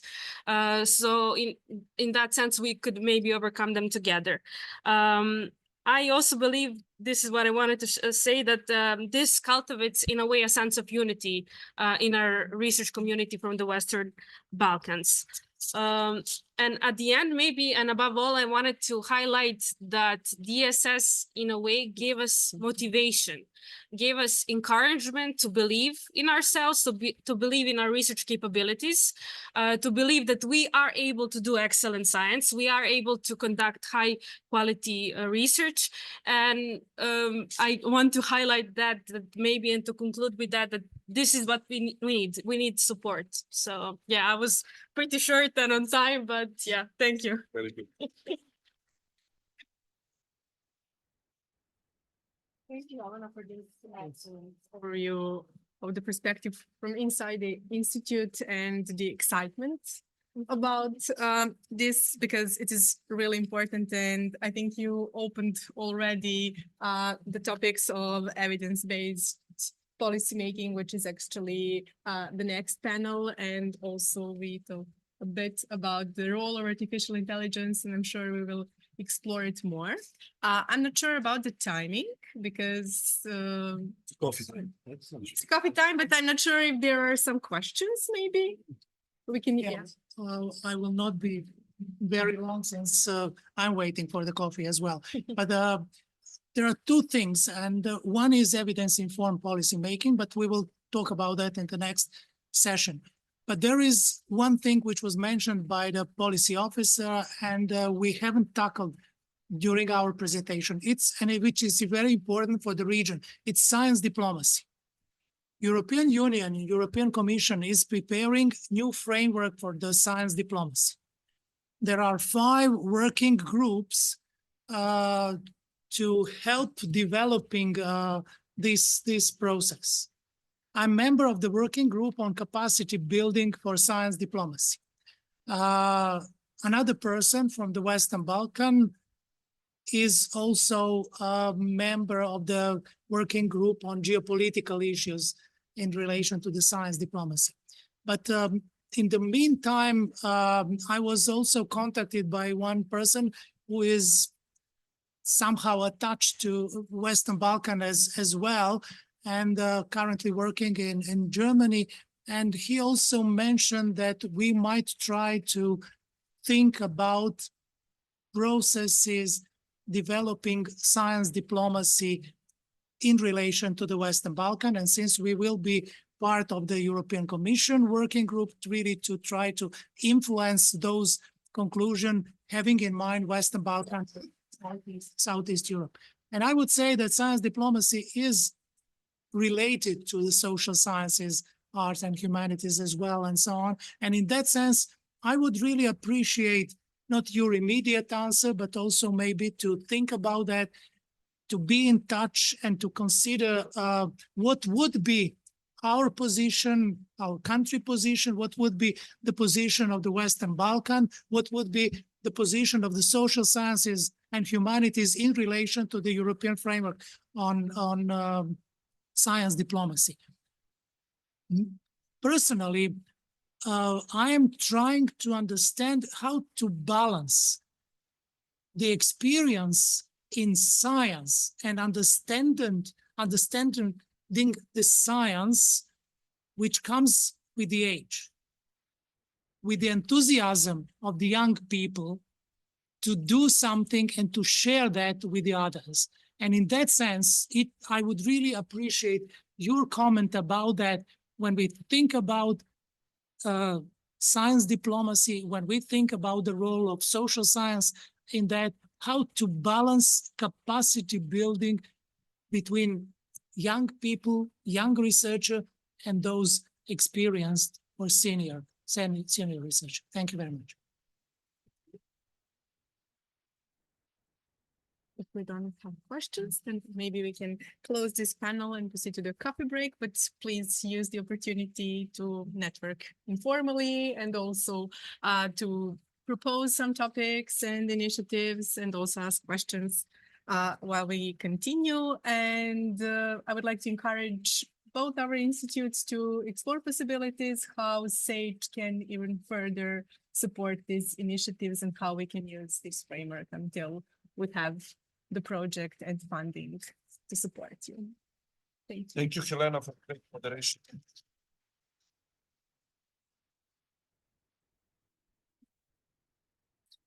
Thank you. We will begin with our second session for today, where we will discuss utilizing ESS data for evidence-based policy making. It will be my honor to be moderator of this session, where we have many speakers from many different countries and institutions. So I believe we will have very interesting discussion. So firstly, I'm honored to introduce Mr. Erion Kurai from Albania, from Science and Innovation for Development. Erion, can you hear us? I can hear you very well. Thank you. We can hear you well also, so please. Dobar dan from Tirana. Thank you for having me. I'm delighted to be here today. So, as already mentioned, my name is Erion, and I serve as Senior Digital Transformation Expert at SciDev Organization Center. Today, I have the privilege of speaking not only for myself, but also on behalf of my colleagues, Orchidea, Albi, and Bleriana. Some of you knows them already, which actually they have been significantly involved with the European Social Survey already, so 6 years now. SciDev actually is our think tank based in Tirana. It's a dynamic organization that primarily focuses on policy and action-oriented research. Our work actually is dedicated to conducting in-depth studies that influence decision-making processes, shape policy making, and inform advocacy efforts. Our work at SciDev is structured around 4 core pillars: democracy and governance, media and communication, research to society links, and innovation and digital transformation. We are particularly proud of our involvement with the Western Balkan European Social Survey Network, as we are grateful for the opportunity and support received. Despite our efforts to implement ESS in Albania, we have yet to successfully pursue government to participate as well. Albania's engagement with ESS has been limited, only twice actually, on 6th and 9th round, 12, 13, and 18, 19. And the participation in later was a result of collaborative efforts between policy actors and academic institutions supported by Perform, a Swiss-funded project focused on social science research. And actually, since that, our organization dates working with ESS, and the researchers working on that project are part now of our organization, have founded the organization. So on very core of our organization actually is working the ESS. One significant challenge we identify was the lack of awareness about ESS among Albanian researchers and policymakers. To address this, we began awareness raising initiatives back at 2018 during the setup for the 9th round. These efforts included organizing information sessions, meetings with policymakers, and hands-on training in mid-2021. Our goal was to create a robust group of friends of ESS who would independently advocate for Albania's continuous participation in ESS and other similar surveys. But unfortunately, Albania did not participate in the 10th ESS round, and advocacy efforts under WBESS are now focused on promoting participation in the upcoming 11th round. In 2021, SciDev hosted a regional conference on data-driven advocacy based on ESS data. In collaboration with partners from Western Balkans European Social Survey Network, we consider the policy documents produced from this conference was significantly a successful story. It was guided our data-driven advocacy efforts in the past years. Last year, within civil society and think tank forum of the building process, SciDev led the working group on mobility-driven innovation. I'm particularly pleased to see that key experts from this conference, including Bernard, which was before, El, Nenad, Annette, they attended the conference and this, let's say, forum. And one of the key recommendations we had was for consultation meetings, especially focused on value of ESS. We strongly urge that WB6 governments to allocate sufficient financial resources and initiatives, the integration of national and regional research infrastructure into pan-European research infrastructure and networks. This includes ensuring that at least core expenses like membership fees and primary activities are covered by national research and innovation budget. Actually, a vital step for the WP6 governments is to include participation in the European Social Survey in their policy agenda by 2024, so this year.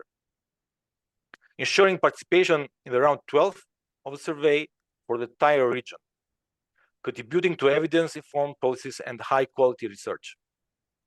However, with the supposed policy agenda 2024 in place, let's suppose we have that in place, successful data-driven advocacy, yet it will face several other challenges. The low willingness of policymakers to engage. We mentioned government before. The skills and capacities of researchers and academia. Nenad mentioned before on his speech. The capabilities of civil society organizations in order to absorb them and use this data produced. And attitudes in media, which is very important for the region, because they tend to be catchy. Sensational titles will often eclipse the investigations and data-intensive reporting. So we need to train them. In conclusion, our journey at SciDev continues with dedication, and we believe in the power of data-driven advocacy and its potential to shape a more informed, equitable, and progressive society. So, concluding here, thank you for your attention. I'm looking forward to fruitful discussions and collaborations, and as well to the next panel for Harmony Innovation. Thank you once more. Thank you, Mr. Tsorai, for these interesting insights. Now, our second speaker is Professor Jadranka Kaluđerović from Montenegro, and actually national coordinator of ESS for Montenegro. So, Jadranka. Thank you. Hello to everyone. Yes, national coordinator, and I'm glad that I'm national coordinator for the country that is actually the full member of the European Social Survey. However, it was not my effort, so I have to mention the people who were actually working on this before me. My colleague Olivera Komar, who was a national coordinator for the previous 2 rounds. She did a great job, and I think that mainly thanks to her and her team, and also thanks to the understanding of the Ministry of Science of the Montenegro government, we are actually full members and also continue to work on the European Social Survey.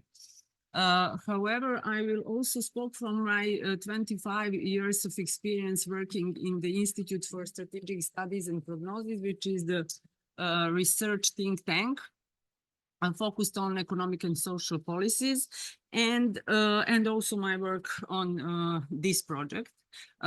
Through my work at the Institute, I was in the position to advocate with the other people who were working for different policy changes, as I said, mainly in economic, but in social policy sphere.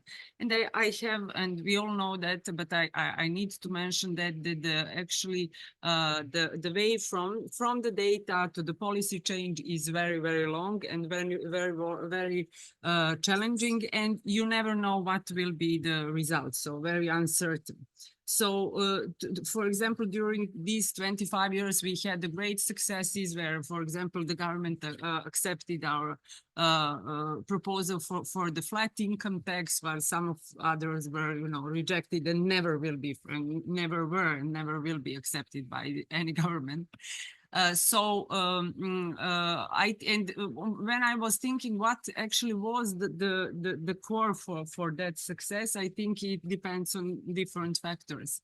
One is really the quality of the product that you offer to the policymakers in terms of the quality of the data, but not only, besides that, also in the form in which you present it to the policymaker. As someone, I think, Boris said, no one in the government wants to read the articles very specific, very technical, which are long. They want to, have the arguments very well written, very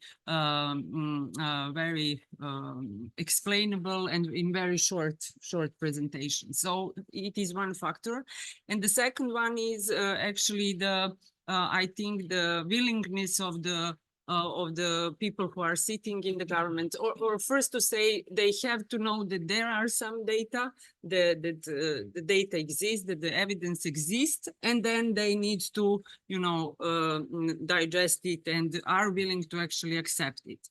So as I said, that work is very, that path is very long, so you have to analyze the data. We all know you have to put it in the policy context. You need to present it properly, and then you really need to advocate for the change. You cannot just send the data and accept that the government will say, oh yeah, it's great, you wrote this policy paper and we will do like that. You need to really push hard for the changes you want to see.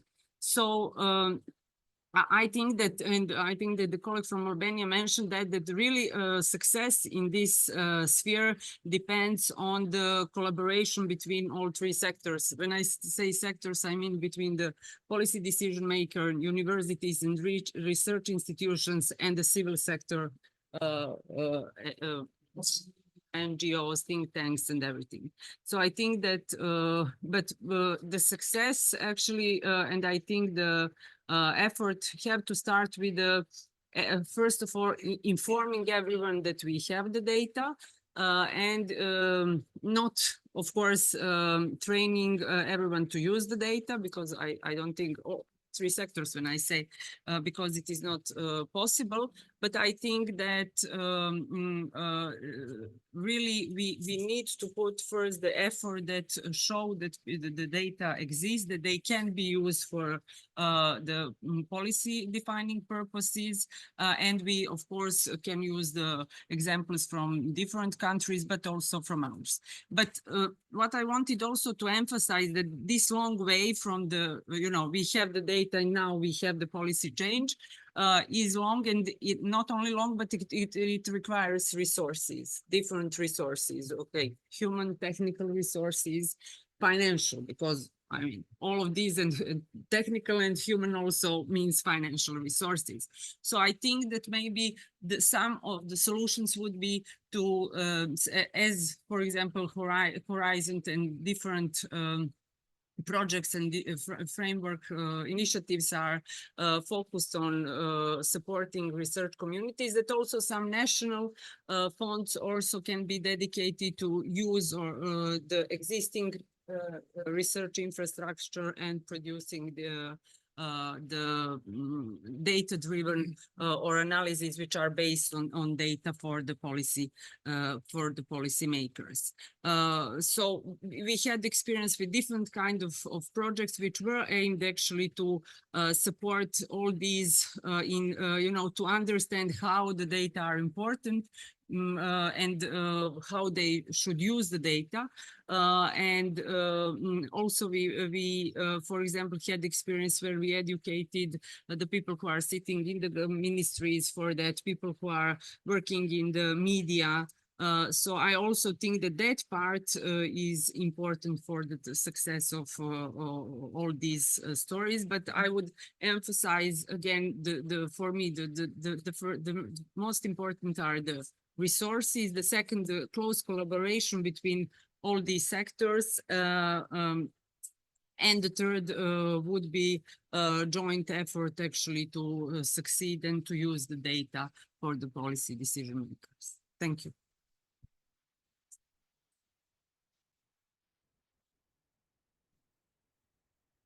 Thank you very much, Professor Kaludjerovic, for sharing with us these important and interesting experiences from Montenegro.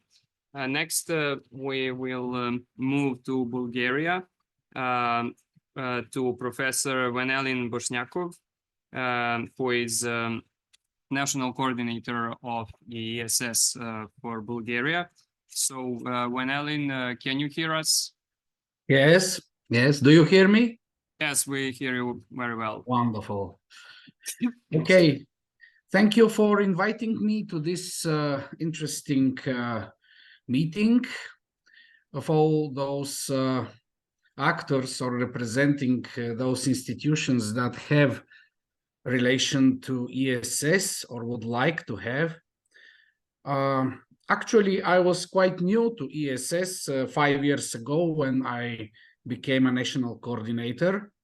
The idea was to have some rotations, so I should not be here today, but many things happened and I continue to do this duty during this round. Actually, the survey happens in this very moment and it's not yet finished in Bulgaria, which is round 11. You have opened very important issue to discuss. I would not tell you things about the technical issues related to ESS because you know them. We have political problems. We have very intensive, turbulent social environment. And in such moments, unstable, it is very difficult, practically impossible to convince any politician, any representative of the political class that is temporarily in office for a very short period with a very, very short-term perspective. I mean, 6 months, 3 months, 1 year, not more.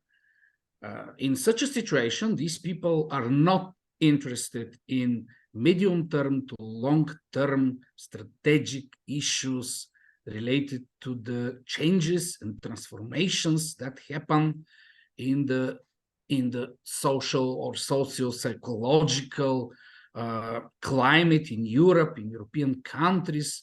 Where do we go? How do we compare to the others? Do you have trust in government?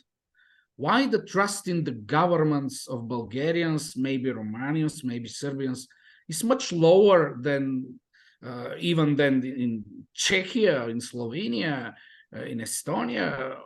Let's think of countries that are more or less similar to us in historical perspective.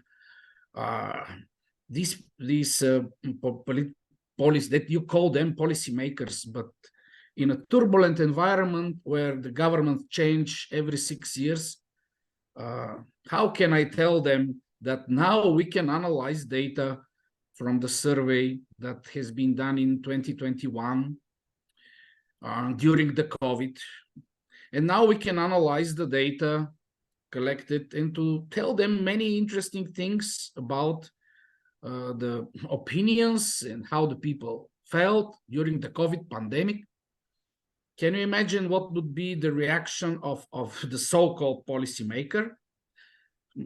They are surrounded now by angry agricultural producers with tractors, not only in Germany, not only in France. We expect them soon in Sofia, in the middle of the city. And the policymaker will tell me, I want to know whether the public society supports the tractorists and the protests, or supports a more intensive, more long-term stabilization policy. What do you offer me? You cannot offer me ad hoc results. And I am with a very short perspective in government, and I am interested only in ad hoc situations. For example, I am pressed due to Ukrainian crisis. I want to know whether the Bulgarian society supports us in providing support to Ukraine, including armory and munitions, or not. I want to know whether the Bulgarian people do not want that, and I want it now, not tomorrow, not too late, 2 years later. So we need to know that talking to government officials, public policy makers is really very difficult. We have many, many years of experience trying to reach them, trying to convince them why social research of this kind is important, why we need it.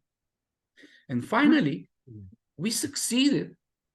I mean, those people before me that organized this, let's say, lobby group and pressure group in the Ministry of Education in order to include this survey as an object in the so-called National Research Infrastructure roadmap. It is just a system or a complex of infrastructural object with the idea that this national object become part of European Research Infrastructure Consortium. And again, what is the role of this European Research Infrastructure Consortium? To serve mainly, this is how I understand, and my colleagues also in the Academy of Science and in the university, that this infrastructural object has to provide reliable information for social research that should analyze social phenomena, not ad hoc, what happens now, yesterday, or tomorrow. These are important developments that happen with years, with 5 years, 10 years, or whatever. We want to see whether we are moving in the right direction, and to do it using reliable, scientifically sound information. The ESS survey in Bulgaria is one of the most expensive social surveys. For a sample of actually executed 2,500 respondents, we pay 3 times more than the other agencies that serve similar scale of nationally representative service, because the requirements, the scientific, let's say, instruction that comes from the ESS headquarters is really of very high international world standard, which is really an expensive story. Why do we need that? Because the social researchers that use the ESS data must have trust in this data, how it is collected. Is it reliable? We have to every day, every year, to explain to our donors, why do we need to fund such a survey? Before anything else, why do we need it? Why it is so important that Bulgarian data is in there? And isn't a hole, because for 2 waves, I don't remember, maybe 2 or 3 waves during the past decade, Bulgaria was not part of ESS, and there is just a hole in the data set. So we cannot track systematically per 2 years of time lag. I don't know if you know, but ESS headquarters has initiated also a very interesting initiative for time series analysis, to analyze the accumulated 20 years of data, to see how the things happen in the European society. When I tell that to the policymaker, he says, I don't care about 20 or 10 years or even 5 years. I want to know what to do with the tractorist blockade around me. So, or the budget. We do the budget, we put some things now, and in 1 month later, we will have to accept it in the parliament, and I want to know whether the people support me or the opposition. That's what he needs. So speaking with these people is really very, very important, but we need to convince them that this data is important to provide solid, long-term social research, pan-European, even in a larger perspective, to support social research, to do comparative analysis, to do, let's say, medium-term or strategic analysis. This is my personal perspective, and I'm sure that in large extent it represents also the view of other colleagues here, because the team, the ESS team in Bulgaria, consists of people from universities and the Academy of Science, and we try our best every year when again and again the issue of the budget is raised, and we have to prove even more. Maybe you will be interested in this. Every year we are asked one and the same question: how many are the users of the product? We pay for a product, but who uses them? Who uses this product? How can I explain to these people in the government what is open science? What does it mean? That the data which the Bulgarian government pays for is put on the web, and everyone can use them. Everyone can use them to make an international comparative analysis. And this is actually done. But when the government officials is a chemist or biologist or, let's say, electrical engineer, he wants that we issue a kind of document which is when someone wants to use the data to submit this request, and we say, okay, we will fulfill your request to enter our laboratory, to use the machinery, the laser technology, which we have it only in our research infrastructure object. But we are in the social sciences, and all this is bullshit. And our product is freely available to everyone. And the taxpayers have paid for it. because this is a cause. The open science is a cause. And I am forced to search the internet to find publications of anyone, anywhere in the world or in Europe that uses the research infrastructure consortium data to show data is used by many researchers everywhere to analyze many different aspects of social phenomena covered by ESS, because it covers really a wide range of social phenomena, important for many things, but not from today to tomorrow or day by day. These are issues of substantial social importance and not of short-term perspective, which is the main interest of the so-called policymakers, at least in Bulgaria. Let's hope that in your countries it won't be the same. But I suspect that the Balkan story is similar practically in all countries, more or less, with some variation. So just to end my initial speech, let's say that if we have a discussion on something more in particular, I could be of some other help to this discussion. But in general, we need to know that we have to insist on the importance of research data for social researchers, freely available, open science perspective to everyone to analyze the data, to be free to express ideas, to publish results, even if the results are not so nice for the policymakers that give us money.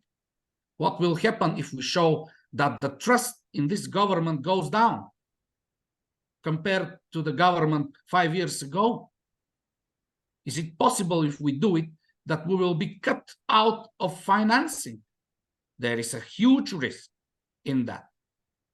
This is why, from my point of view, we need to convince the policymaker that funding this survey is a global, long-term strategy to cooperate with all other European countries in doing this survey with all standards, to produce data comparable and reliable for analyzing medium to long-term the development in medium or long-term run of social phenomena. Thank you.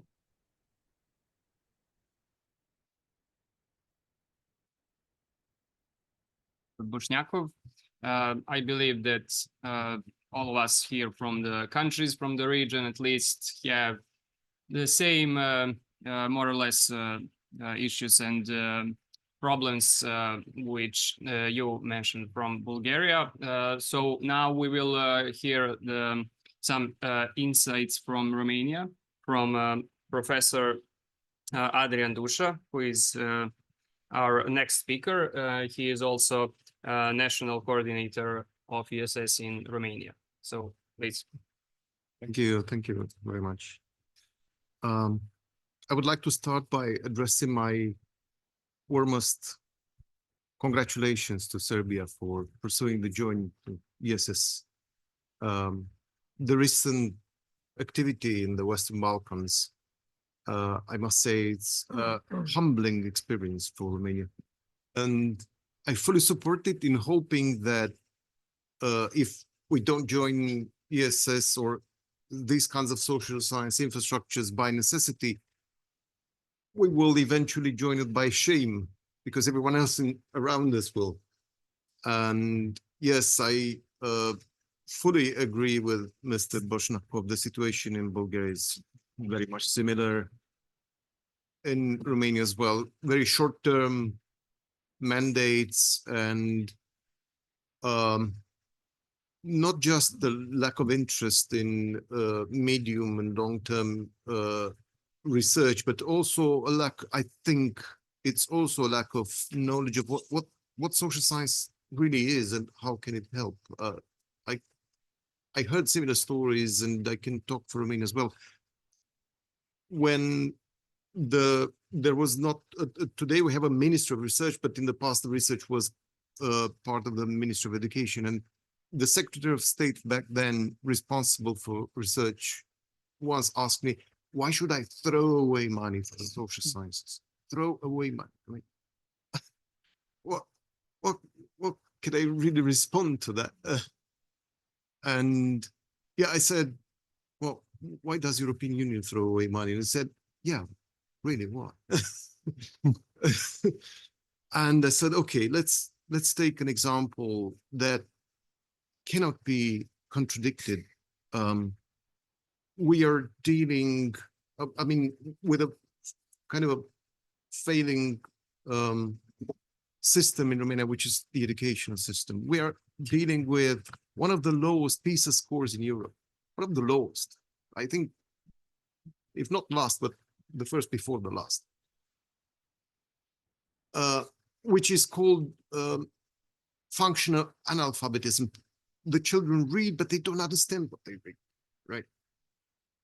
And we witness acute learning difficulties at all levels, from primary school even to universities. They sometimes cannot even write properly. And we have to deal with that. It's probably coupled with the huge migration process. 4 million Romanians are working abroad, and there are a lot of children left home.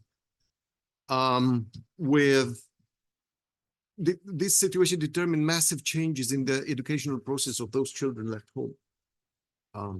And all of these represented, and this is an unprecedented societal challenge that we have to make. And I believe this should be properly researched. This should be a matter of urgency, and I think there is. And yet the decision makers seem paralyzed and inert to arguments that these kinds of things cannot be solved by mathematical or physical equations. I have all respect for hard sciences. I like my GPS, my watch. I like artificial intelligence, but some things in the society need to be researched with proper samples, with proper research. And this, I think, is the message we need to send to our, well, policymakers, let's say, or Mr. Boshnakov said, the opportunists for short term. Otherwise, we will keep wondering where we will go. And yeah, that person once asked me, yes, where are we going? And I said, well, I can tell you one thing.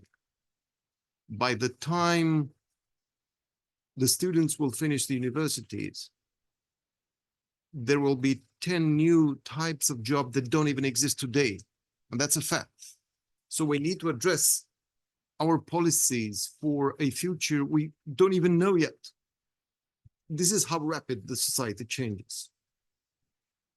And perhaps, well, my hope is that we could probably accumulate our efforts into a common kind of memo or something to our regional governments to say, well, this is really important, especially because we are absent.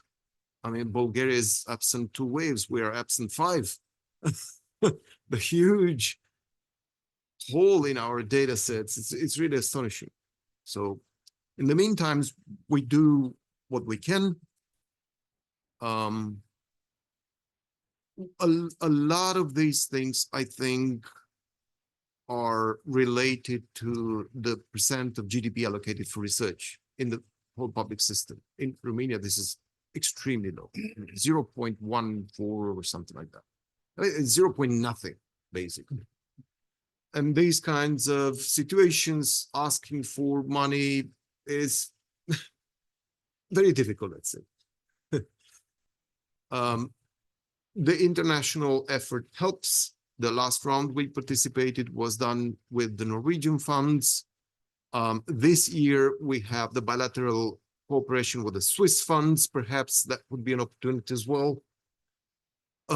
Perhaps with the help of the European Commission, we could do some sort of Balkan network of excellence or something to put some more pressure with the help of private and public organization for advocacy to mitigate the importance of this type of research for comparative analysis and for the entire European society as well. I fully support it, and again, my warmest congratulations for doing this. And yeah, I am very open to collaboration in the future. Absolutely. The team in Romania is committed. It just needs the public system to approve it. So that is the situation. Yeah. Thank you.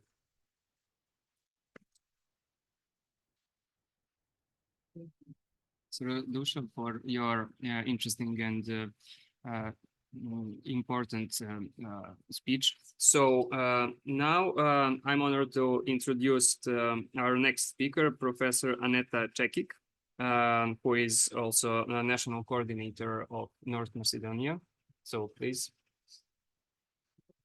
Hello, everybody. I'm very glad to be here, and thank you for the Institute and for organizing this event. It's a nice opportunity to meet with some of the colleagues again, and to meet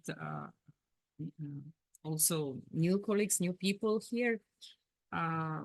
Yes, it is obvious that countries who are somehow out of the ESS share very similar institutional environment and very similar even political environment, turbulent social contexts, and problems in financing and our participation in the European Social Survey.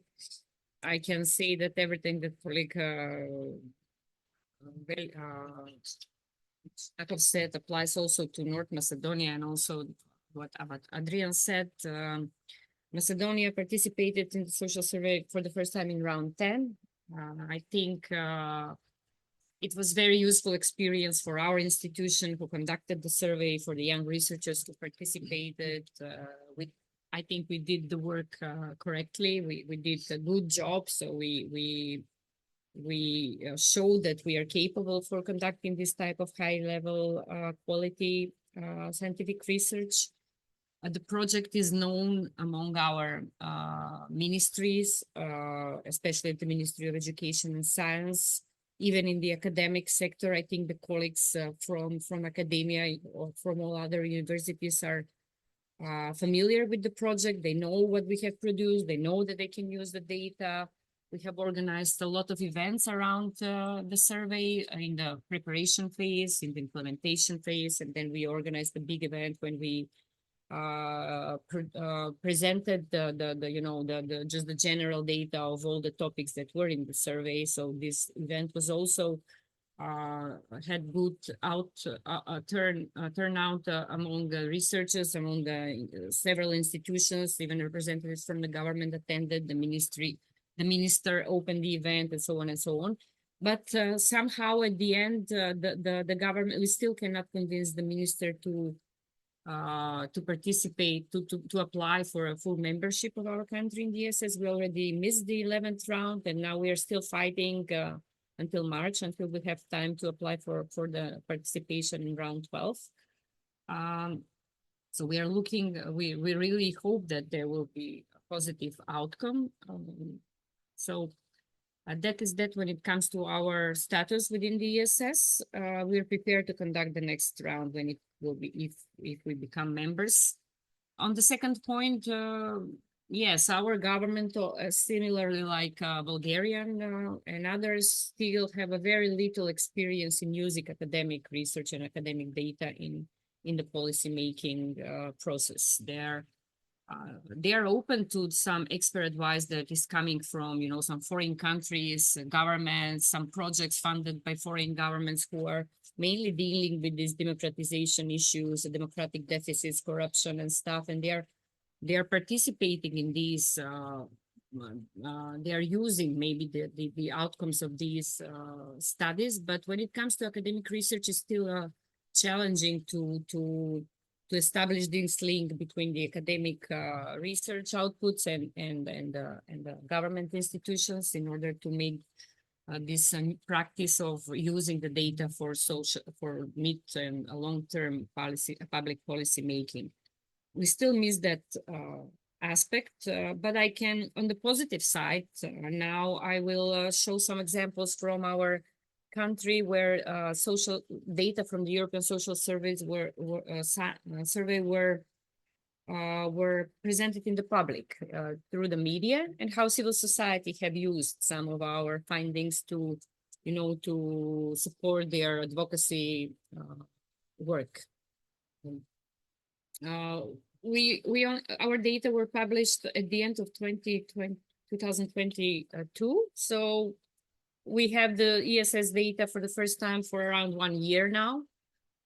Some of our colleagues from our institution who are in the team, they're working on some papers. They're trying to publish their papers with ESS data.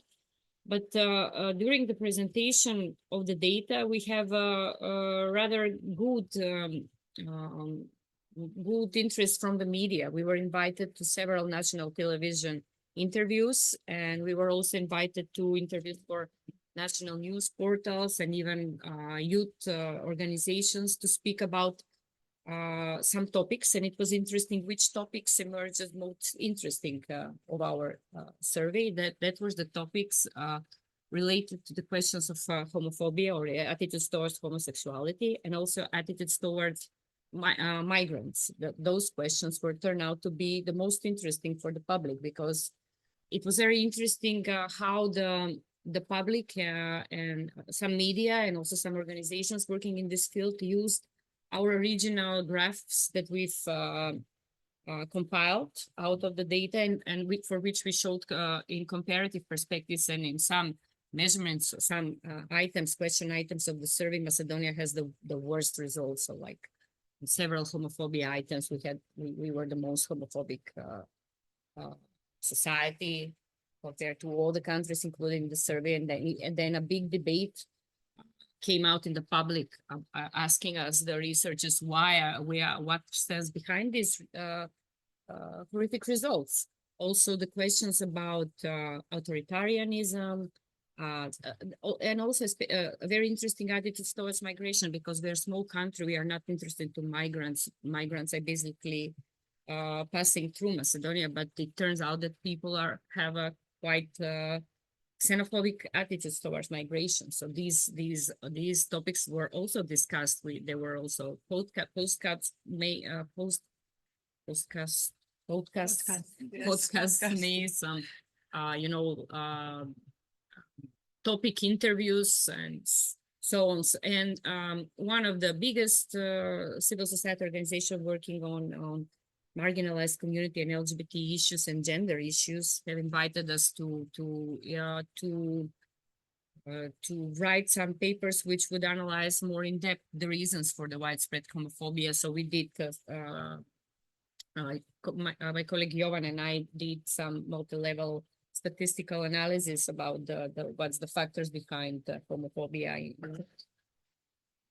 variables, but also attitudes related to the human value scale and other situational factors. So we presented these results, and we worked together with the researchers from the civil society sector, who by the way, our civil society sectors do employ researchers who have even PhD.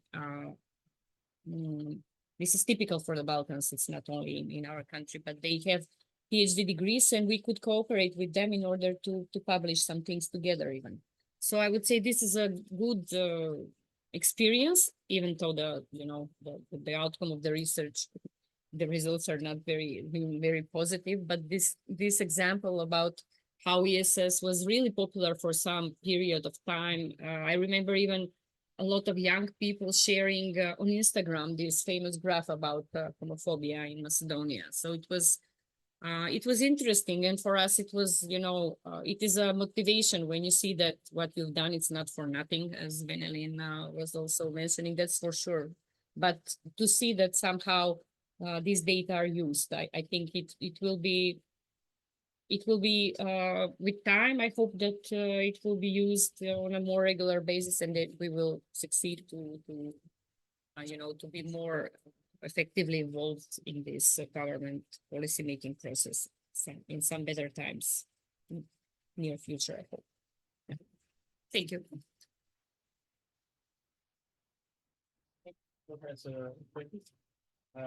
We from Serbia actually can identify with your insights and findings that you mentioned from Macedonia. For example, we in Serbia have, according to ESS data, lowest level of interpersonal trust among all Europe. So I believe not only that, but yes, if it makes something easier for you. But okay, now we move to Bosnia and Herzegovina, where we have Mr. Siniša Marčić, if I'm right. Siniša, can you hear us? I can. I hope you can hear me. Okay, just if we will try to hear you some. Okay, you can try. Okay, please. Can you hear me now? Yes, it's a better bit. Okay. Okay. Well, Vladimir and colleagues, thank you very much for this kind invitation, and my apologies for not being able to join you in Belgrade. I planned my trip, but due to some family obligations, unexpected family obligations, I had to stay at home. So I work from Banja Luka, where I live. With regards to your introduction, yes, I am from Bosnia and Herzegovina. However, in this capacity, I do not represent Bosnia and Herzegovina. I represent the Regional Cooperation Council, and this is why, in a way, you invited me to join the conference. So let me say a few words about the RCC, but also what we've done with regards to some research infrastructures and how these could be mobilized towards some high-quality policymaking in the future.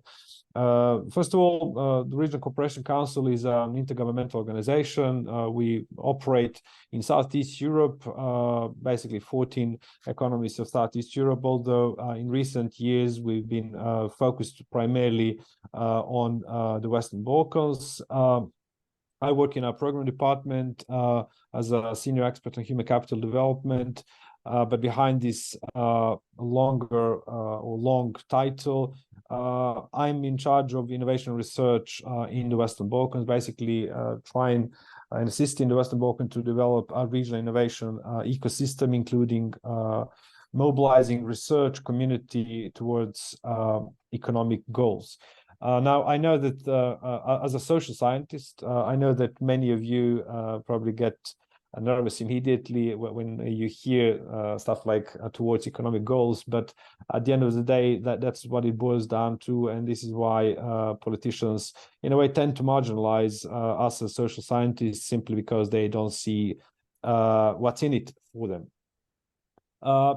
Over the last several years, we focused and we closely collaborated with the European Commission, of course, but with various other organizations in the region. And one of the several activities that I would like to point out and bring your attention to during this intervention today has to do with mapping of research infrastructures in the region. 4 years ago, or 3 years ago, 4 economies out of 6 economies in the Western Balkans did not have the research infrastructures mapped in place. So it was impossible, basically, for policymakers to design policies and introduce new instruments based on stuff they didn't know. So we assisted these 4 economies to introduce if you hear some background noise, that's my younger son having fun while his father is attending a conference. So my apologies for that. And also last year, we conducted a regional mapping of research and innovation infrastructures. But besides this rather straightforward activity, we also tasked our external consultants or experts to conduct a another analysis in parallel, which had to do with analyzing two key research databases, the Web of Science and Scopus, to identify which scientific fields or scientific disciplines fare better compared to others, and how these popular scientific disciplines in the region match with the existing infrastructures in the region. It turned out that there are several disciplines ranging from math, energy, agriculture, but social sciences in general also fare quite good. I believe among the top 6 scientific fields, social sciences always top this rank within the entire Western Balkans. And I believe this is a very good sign, a positive sign. Now we have to see what we can do together to put our knowledge into motion, and how we can incentivize policymakers, decision makers around the region, not necessarily politicians, but also decision makers in the private sector, to use data that social scientists produce, in particular what you do through European Social Survey. And I would suggest that there are ways to do it. However, it requires lots of awareness raising. I believe that many politicians, to start with, are not familiar with what social scientists can contribute, can bring to the table. And this is something that I can say as a former senior policymaker, but also in my capacity of a person who's in charge of innovation research activities in the Western Balkans. There is lots of misconception around there about what social scientists can really do to assist decision makers make their lives easier. One very specific activity that at least researchers from the Western Balkans could contribute in the forthcoming months has to do with designing the next strategic document for the Western Balkans, which is going to be the Common Regional Market Action Plan version 2. The current one is about to expire in November this year. And we just started literally this week the process of identifying key strategic priorities for the region in the next 4 years. I know that many of the data that you have generated over the last several years could be extremely valuable to us. And I also would like to use this opportunity to invite you all to carefully follow what the Regional Cooperation Council is doing, because we are going to have, for sure, several consultancies that will require mainly social scientists on board. We need people who are able to play with data and to extract some trends that we could somehow feed into strategic documents in the future. There's another point that I would like to mention, and after listening to all the colleagues during at least this session, unfortunately due to other meetings I couldn't attend earlier, but I sense, and this is not typical for this particular conference, most times social scientists are around the table. I sense a kind of negativity in the way that what can we do with such modest budgets allocated to science generally? What can we do with regards to total ignorance and arrogance of decision makers when it comes to social science? I believe there are things that we could jointly do, but we need also to walk out of scientific bubble. In many cases, we are unaware of the fact that many people outside, for example, this particular room, simply do not understand what we can do and how we can contribute. And I believe that we also need to invest additional efforts into educating general public, but also decision makers and also including private sector, that some of the trends, some of the data that we can provide can be extremely valuable to their decision making and to well, obviously making their lives easier. As a former decision maker, I know that it's extremely challenging for people in various ministries and governments to understand what's happening because they tend to be overwhelmed with their everyday work. And unless they have someone who is able to, you know, provide or chart waters to come, you know, some key trends to come in the next 5 or 6, 10 years, it is difficult for them to design strategic documents, to design instruments that actually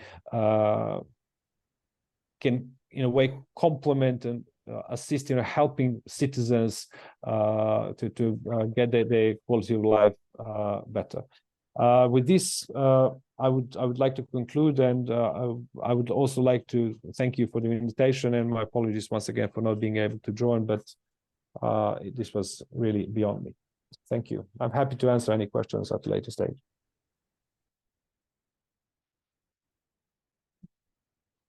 Thank you. We are all thankful here for your informative speech and interesting. So now we will also hear some experience from Serbia. Firstly, I would like to introduce Bojana Selaković from National Convention on the EU from Serbia, who will share with us some her insight. Thank you very much. My name is Bojana Selaković, as you heard. I'm coordinator of National Convention on the EU, the biggest platform of civil society organizations in Serbia. We are gathering more than 700 organizations gathered around all aspects of the negotiation process of Serbia, of EU integration process. And all organizations are very capable, dedicated in their advocacy efforts in different areas. And beside that, National Convention is, let's say, institutionally recognized as a sort of third actor in negotiation process of Serbia, as there is a kind of obligation for both government and the parliament to consult National Convention in different stages of EU integration process. So all organizations that are active in our platform actually have a strong advocacy experience in different areas. And of course, some kind of experience and expertise in different aspects of policy making processes in Serbia. So I'm very glad that I have this opportunity to share some our insights with you, because definitely our position is that in general, connections between civil society and the academic community in Serbia, but also in the region, are still very low. Although there is a huge potential for cooperation and the kind of synergy between these two sectors. So first, I would like to stress a bit about policy making processes in general. So definitely, what I can heard from your speeches is that we are sharing joint challenge and frustration with the lack of influence on decision makers, and I think that is something. What is the main color for the whole region, and in that regard, there is huge trend in the last few years, especially in Serbia, where the only advocacy efforts of civil society are satisfied if they are outside of the institutional channels for the influence. So we have definitely growing trend of different informal movements and informal influences, and definitely that is something which is very important for the whole cycle of the policy making processes in Serbia. So decision makers are not so actually there is a strong lack of a willingness to accept proposals and influence within institutional channels, and that means of course to accept proposals and ideas that are facts based, and rather they are accepting some different populistic proposals and not so connected with any sort of data. And I think that is definitely our joint challenge. The process of European integration of the region in that regard is definitely a good joint framework for further efforts in that areas, because currently that is the only framework where we can handle with some kind of data, because there is strong monitoring. There are strong monitoring instruments from the European Commission on the governments in the region. And in that regard, I think that using of ESS data could be very useful for both academic and civil society in the region.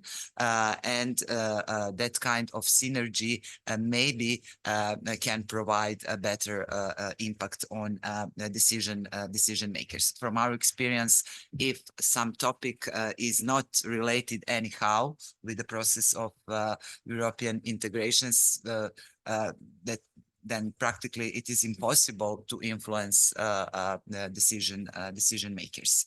Then what is very important, as we have here representatives of some other countries that are already EU member states, I think it's crucial and very useful for all actors in our society. I mean Western Balkan society that are still in the process. If you can share your experiences with us, because I think that we lost so many years trying to make some kind of comparing with the European countries like Germany, France, etc., and we lose that momentum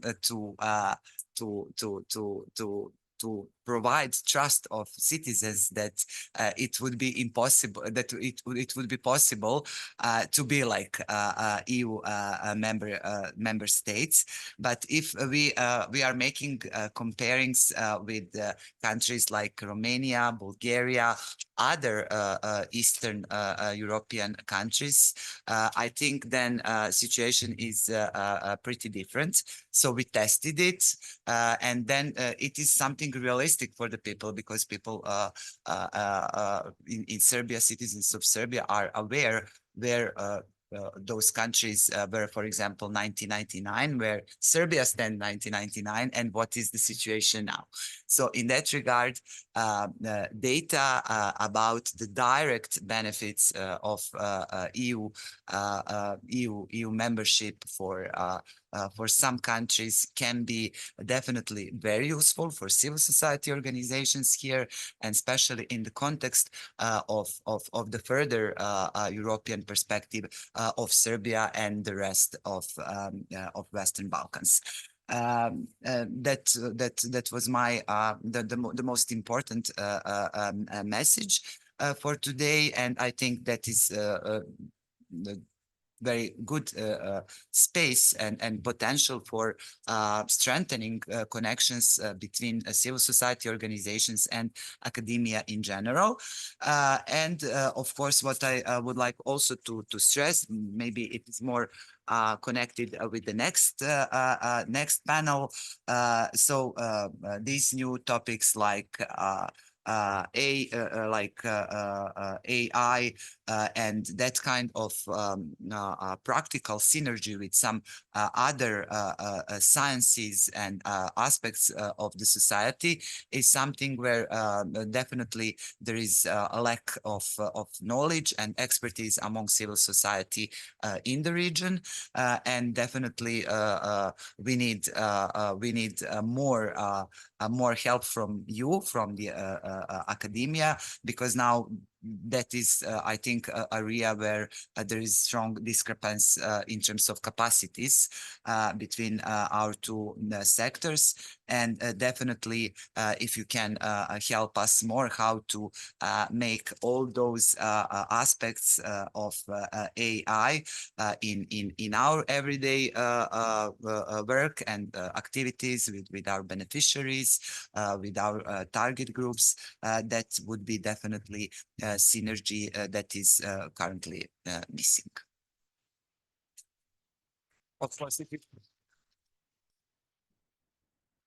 thankful for your for actually highlighting all of these both optimistic but also pessimistic insights.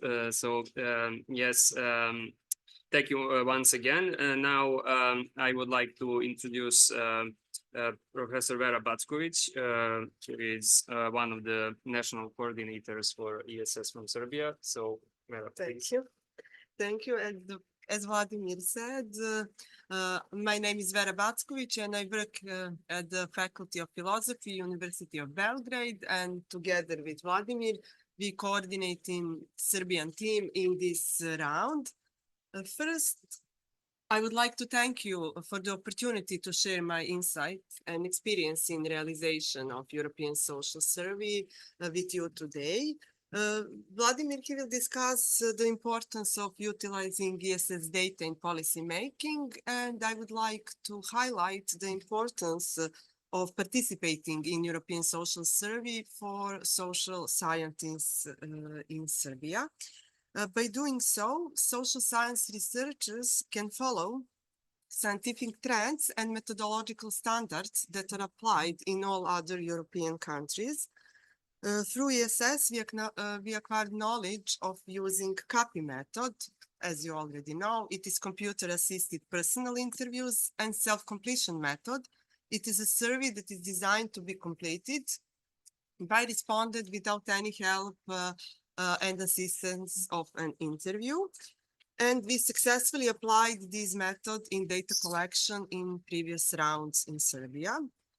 But I would like to tell you something more about the complexity of the whole research process because of the development of digital technologies. As you know, the use of new technologies brings about significant changes in science and society, and unquestionably, it brings some benefits, but also open up new challenges for all of us. Although we cooperate really well with the University of Belgrade Computer Center in the implementation of this round, the possibility of organizing and realizing social science research in this new condition is very difficult with proper IT support, because right now advanced research infrastructure is needed for social sciences.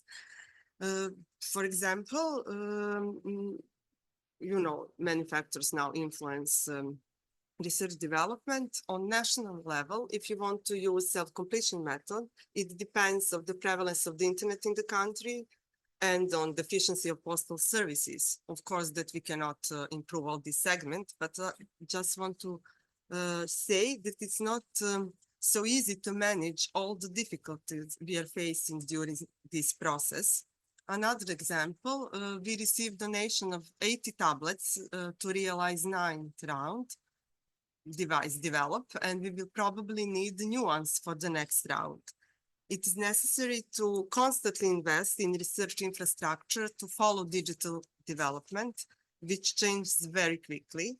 And if we don't follow this trend, a gap will be created, and I'm not sure how we will be manage that in the future. Also would like to emphasize that it's crucial that the Faculty of Philosophy participate in this process and develops according to standards of contemporary science, because it is the way for students to learn. In addition, students of Faculty of Philosophy are involved in data collection, which enables them to learn how to conduct research to high methodological standards. Also, ESS data is used in statistics teaching at all study levels, so students can compare all different social phenomena in Serbia and in other countries by learning statistical analysis. Thus, the number of ESS users in Serbia is continuously increasing. As we already know, students are the basis for the development of social sciences in the future. And it is very important for us to be the part of European social survey, but not only this. It is important to be part of regional networks that can help improve our position through joint activities, and I hope we will collaborate in the future.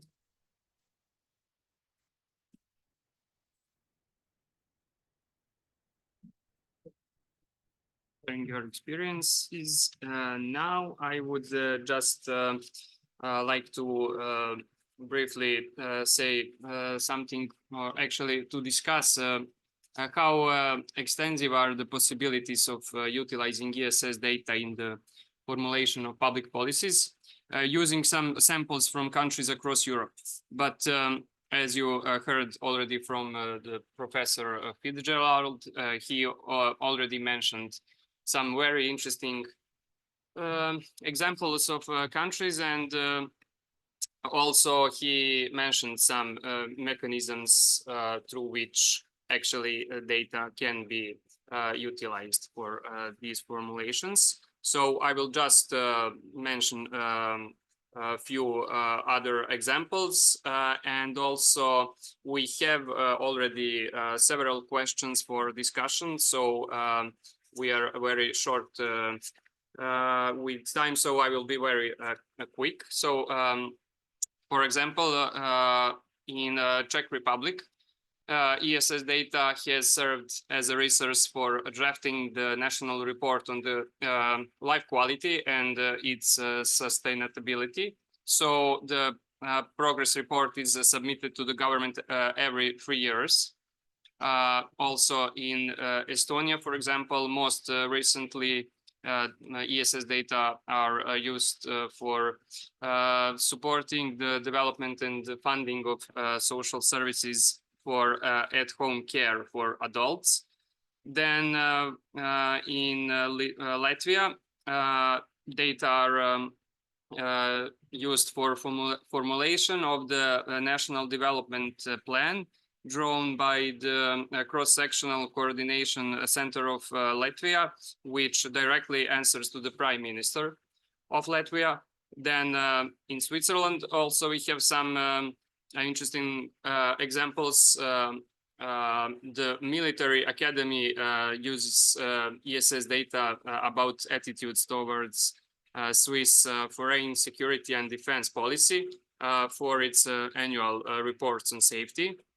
And then also the Swiss Federal Statistical Office and Service for Combating Racism, as part of the Federal Department of Home Affairs, used the ESS data on multiple occasions for numerous publications and analysis. Also, some other Western European countries like France, where French Government Agency for Statistics and Economics and the Well-being Observatory prepared a report on well-being in France, used by the government. Then in Sweden, there is use of data for evidence of the amount of and quality of democratic participation for a strategic inquiry of the state of Swedish democracy commissioned by the Swedish government. And also, for example, in Germany, in the annual report of the German Expert Council on Integration on Migration, the ESS is consulted for aspects such as voting behavior of immigrated citizens or political activism and involvement. And also the expert council used ESS data for its report on political participation and civic engagement of immigrants in Germany. And finally, in UK, for example, ESS gave evidence that more work is required to better align UK public opinion about climate change with that of the scientific community. So I will not be longer, and I will just start our discussion. I think that first we have some questions from Vanelin Bochniakov, right? Which is online still. Vanelin? Yes, I'm online, but unfortunately I have to leave because I have to attend another meeting. Okay. And I'm sorry for this, and I thank you for inviting me to this meeting. I would fully agree with practically everyone of the colleagues that have told different stories, but they're not so different. And they prove that this Balkan story is very similar in all these countries, and there is a lot of room for future collaboration, pushing in one and the same direction, taking into account the specific of the region, the specific issues of the social and psychological atmosphere that we have here on the Balkans. So I wish success to everyone, and I hope to have many further opportunities to collaborate. Thank you and bye. Thank you. Bye. Okay. Are there some any other questions? We have a few minutes. Professor. Thank you. Once again, I'm not social scientist, but let me mention, and I really enjoy the presentation. On the other hand, let me just mention something which I noticed. Evidence-informed policy making has two sides, the demand side and the supply side. Obviously, and in principle, they should be in balance. Obviously, in the region, the supply side is trying to offer something and the demand side is not very keen to accept that or to take it. And that most of the speeches were basically going into that direction. I like the presentation both by Laurie and by Vladimir giving examples of some successes. But I would like to add to that. I would say that probably we should find, and I'm sure that we can find success stories of demand side of evidence-informed policymaking. So something which comes from the policymakers and something which was provided by European Social Survey or any other databases which helped policymakers to define certain policy which was successful. So I would strongly recommend to go for success stories which should persuade policymakers to take this process for them. Thank you. Thank you, Professor. So if there are not any more questions, I just need to share information with you that our lunch is on the floor -1, and only elevator in the middle actually goes to the -1. So yeah, that's it. Thank you very much. Well, okay. See you in the next session. Will we come back? Coming back. All the best. Bye-bye. Okay, we could start the last session of today. This panel is dedicated to harmony in innovation, artificial intelligence, and synergy with the social sciences in the pursuit of EU integration, transformation, and reforms. The first speaker is Jovan Bliznakovsky. Please, Jovan, I give you a word. Thank you. I hope you can all hear me. I guess you do, because I talk a bit Yes. quieter. I'm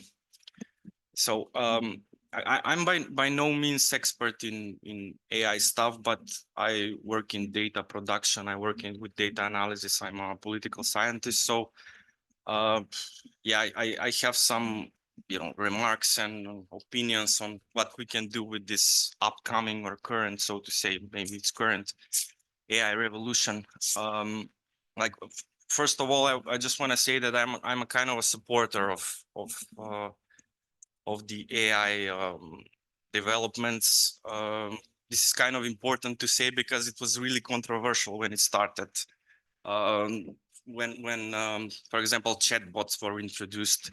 So a lot of people use them for different reasons. I tried to use them to simplify some procedures that I was doing, for example, in Excel or in Stata or in R and so on. And I found that asking some things to the bot will can kind of help you to simplify, work a bit faster. And for that reasons, I kind of support this whole process because it helped me in my work. But again, I don't have too much experience with, let's say, data production and data analysis done by AI. I used it to kind of get advice and then follow up. So it's similar like Googling in my head, but it's different because you can clearly specify what you need, and you can get an output which will work for you in a way. So I think it's a great resource, and I really can't wait to see how it can assist us in research. By now, from what I can tell, AI application has been more frequently employed in natural than in social sciences. Someone might know better than this, but it seems that kind of social science is lagging and tries to connect to what natural sciences are already doing. And in social sciences, we seem to have a bunch of ethical consideration when working with AI, and these are all some challenges for the future. I believe that we can tell with some certainty that AI will likely help us during all phases of research cycle in data processing, in data analysis, in data gathering, in documentation of research. I see from natural sciences that dealing with high volumes of data kind of helps researchers when using AI, when they use data from different sources and so on. And perhaps it can also help us with publication of findings and dissemination. And one topic popped up today.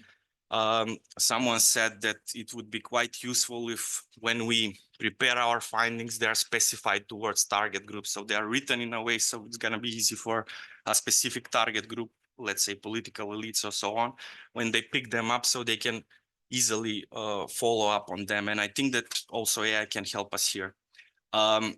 This would result, in my head, in some sort of assistance with the hard labor we're having when producing data in projects such as DSS in big, these cross-national activities, while still keeping some standards of excellence and maybe further advancing them with the use of AI.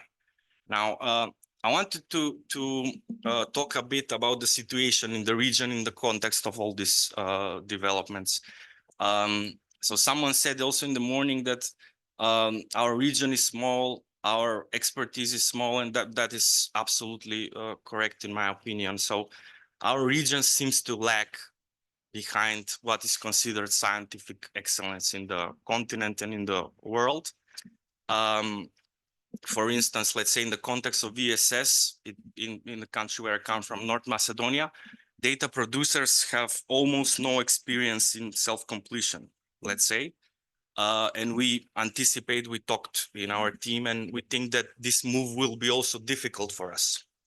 So participating in ESS kind of helps us to develop this self-completion method of gathering data. And in the same way, if ESS relies on some AI tools, we can also pick up from there and not risk further lag from what is happening with global developments. And now, having said all of this, two important kind of consideration appear.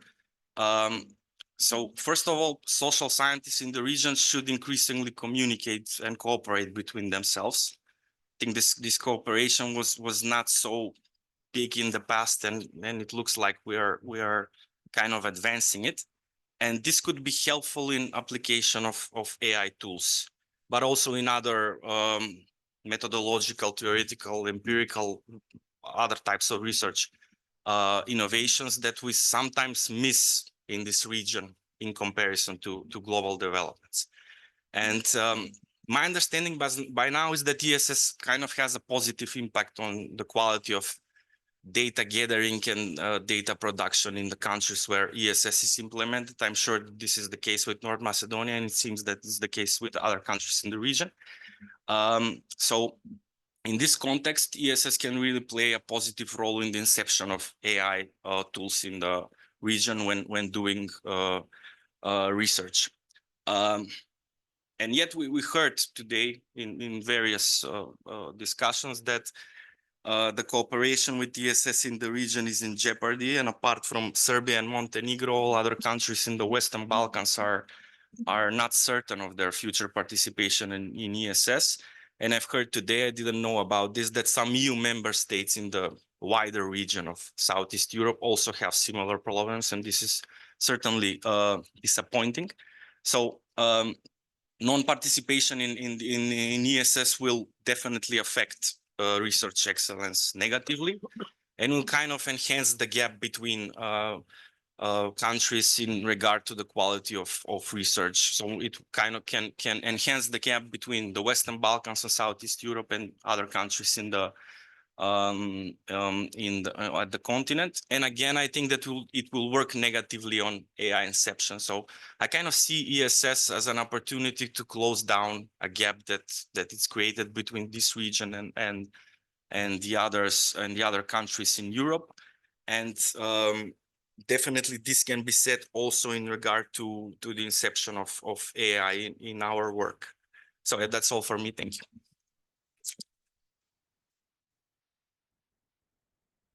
Much. Later we will have discussion. Next speaker is Bojana Bašaragin from the Institute for Artificial Intelligence of Serbia. Please, Bojana. Thank you. Hi, everybody. I am really happy to be here, and I am beyond happy to actually hear about this resource, the ESS survey data, that I wasn't familiar with before, and you will learn why in a minute. But first, let me tell you what I do at the Institute. So I am a NLP researcher, so I work with data analysis, and so-called language models. So different AI models that analyze the language, analyze text. It's actually interesting that the first project of the Institute, and maybe not the first one, but definitely the first one for our team, the human-computer interface team, was actually related to social sciences. And the goal of that project was to inform decision makers. So we were trying to find out the reasons for COVID-19 hesitancy among people in Serbia. And the data that we had available and that we used was social media data. That was what we had. And it was legitimate. However, you may know that the situation with social media data is changing with Twitter, and a lot of researchers actually rely on Twitter to do analysis of public opinion.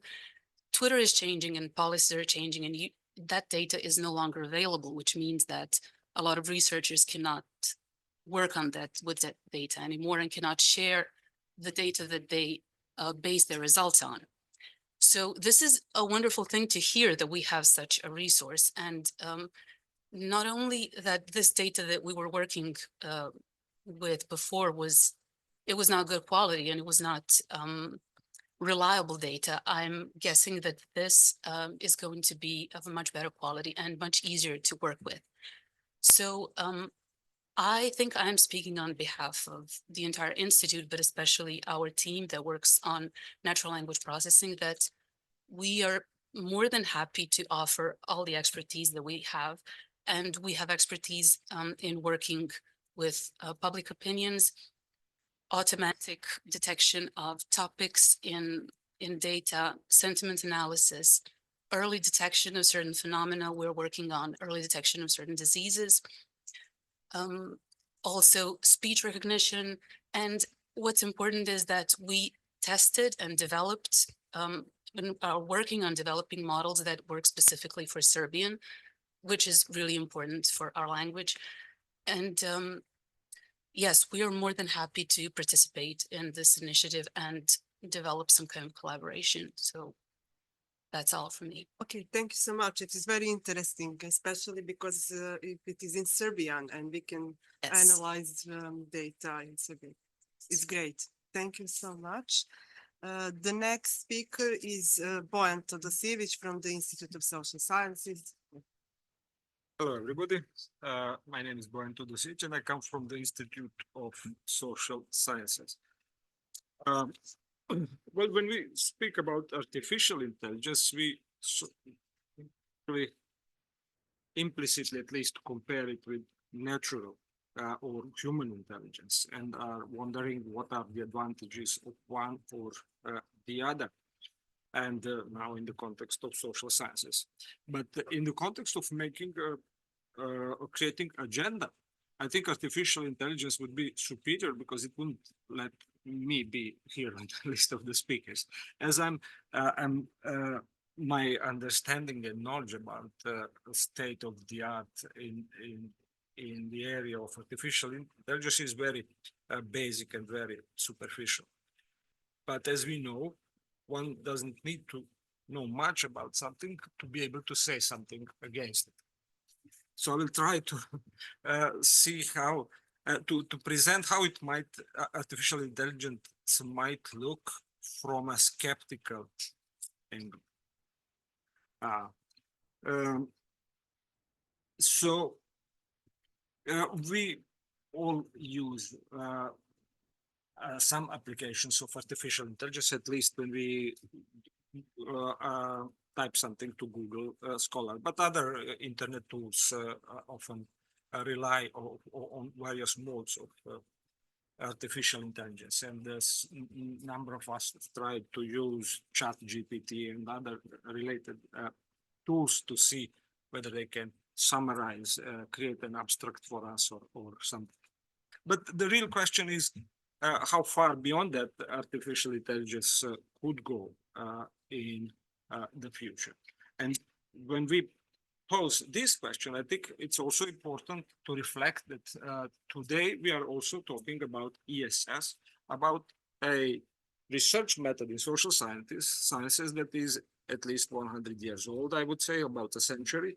And we now tend to apply it in the traditional, most traditional way, face to face. So does it? I wonder if it tells us something about social sciences and all the technological advances. If we, for this wave and possibly for the future, we will use, try to just perfect as much as we can the very ancient research methods and why it's been so difficult to in some of our areas to move beyond that.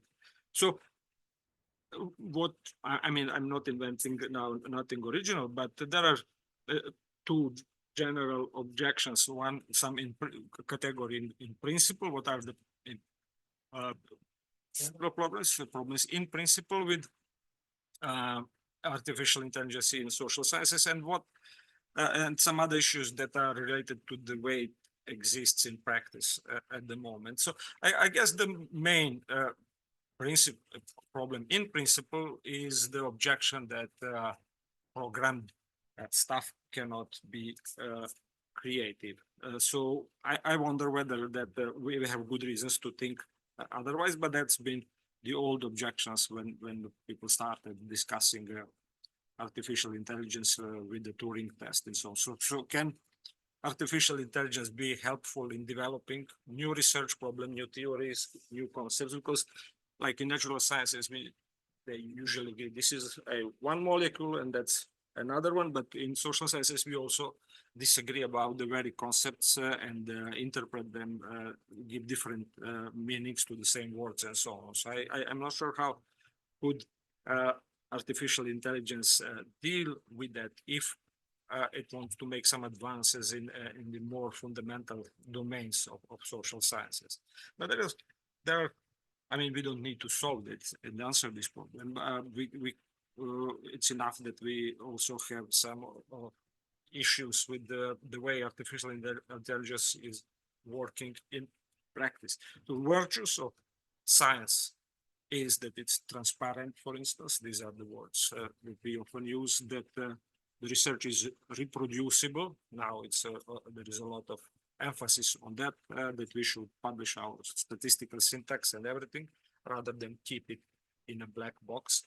The research should be verifiable, should be replicable, and so on.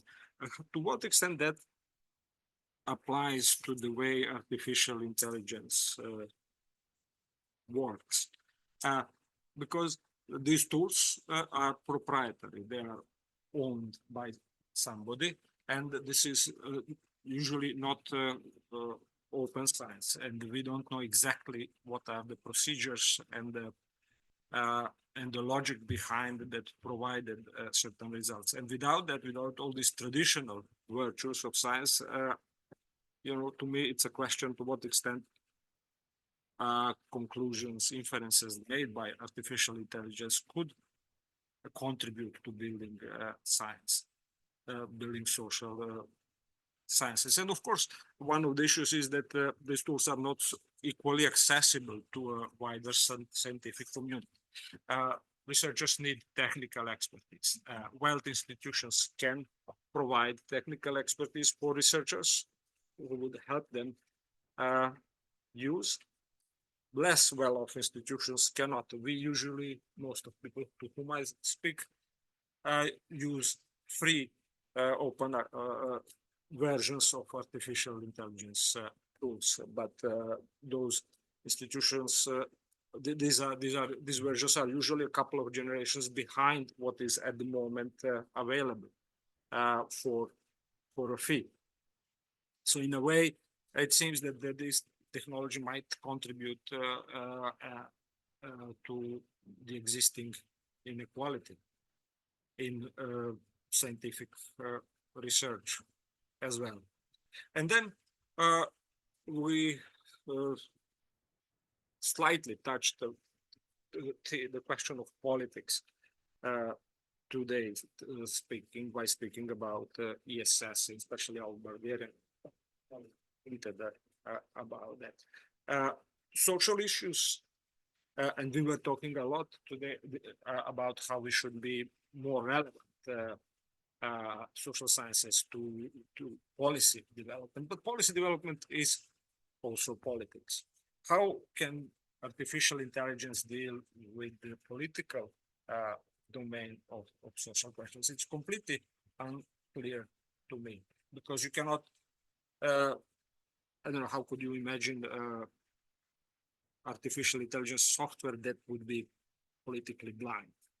It is next to me, it's very unclear.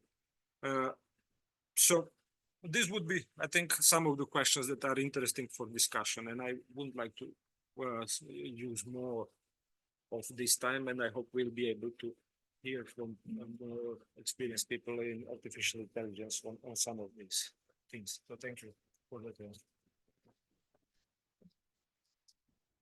Thank you for sharing this with us. Next speaker is Dragan Stanovic from the Institute for Sociological Research. Hello, everyone.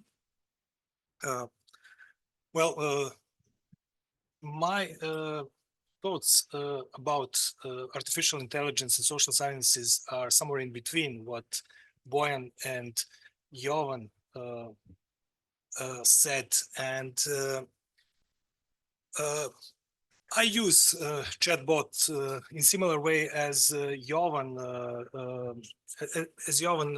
depicted as a tool for technical corrections, or if I'm not sure about some code, if I want to improve something in models. Sometimes these models can help me in dealing with some issues, and I find it useful. So I'm similar like Jovan in favor of new development in artificial intelligence. But what I see as someone who is not familiar and not expert in this area, I see this as two-way or two-level products. One is based on algorithms and models inside it. And I agree with Boyan that these models should be transparent, especially if they are used in sciences. And this is one of really important topics, that if we use these models anyhow in sciences, they should be open access and understandable to everyone what is going on in between our questions and somehow and outputs. The other part of it's content, and as we know, the big problem in artificial intelligence and what we get from as output is the input. Actually, what data are harvested usually around in internet and processed through these models, and we get some output. And when I think about the future of collaboration between social sciences and artificial intelligence, is maybe narrowing its content to specific content. And in terms of high quality data, maybe some softwares or application could be made in order to analyze certain type of data, including ESS, for example. Have good quality inputs and to have models that can produce some sort of analysis without interpretation of results, maybe some descriptive analysis. And this could be used not only for ESS data, but for other high quality data, including official statistics. So this could be useful for researchers, but not only for researchers, but for policymakers, for everyone who would like to be familiar with some processes. If you want to, for example, if you want to know some trends and you go to World Data Bank web page, you can find it, but you have to be familiar with indicators and so on. If you want to go to Eurostat data, you can go, but some application could be, or some software could be useful for researchers who can combine maybe this high quality data and use it in some way. And of course, for that we need engineers who can train models for this kind of usage.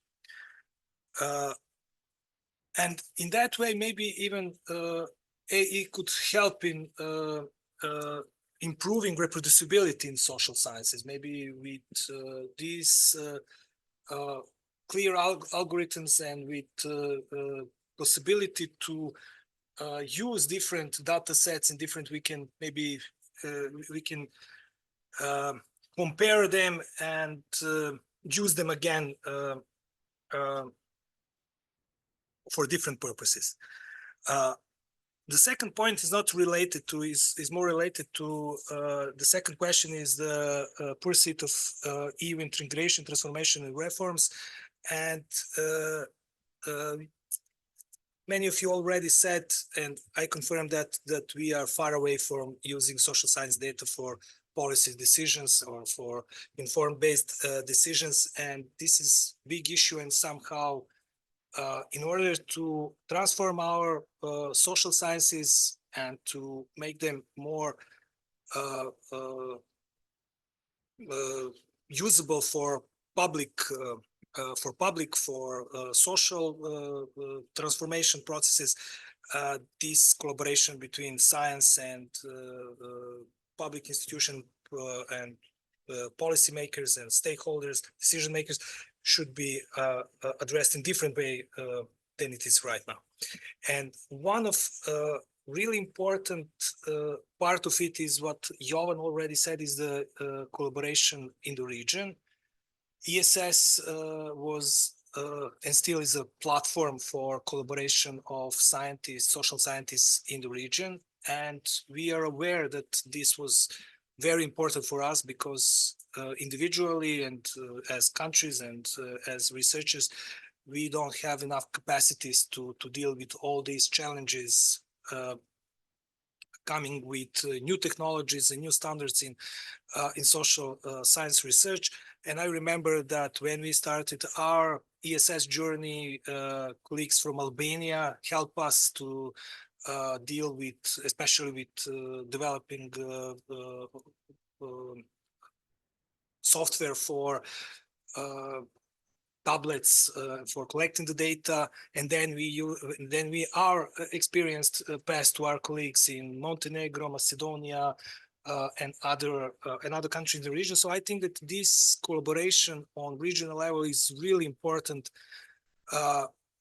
for all of us in order to keep track of what is going on European and global level. So I think that if we lose this regional level, we are in danger to lose track, at least institutional track, with what is going on global level. And what we need, and this is what we need on national level, we need, I can say that after each wave, Serbia is right now in the third wave of ESS. After each wave, we were faced with less resources than at the beginning of the process. And with each consequent way, we have less and less resources, and I mean institutional resources, equipment, organizational resources. We have only more knowledge, and this is something good.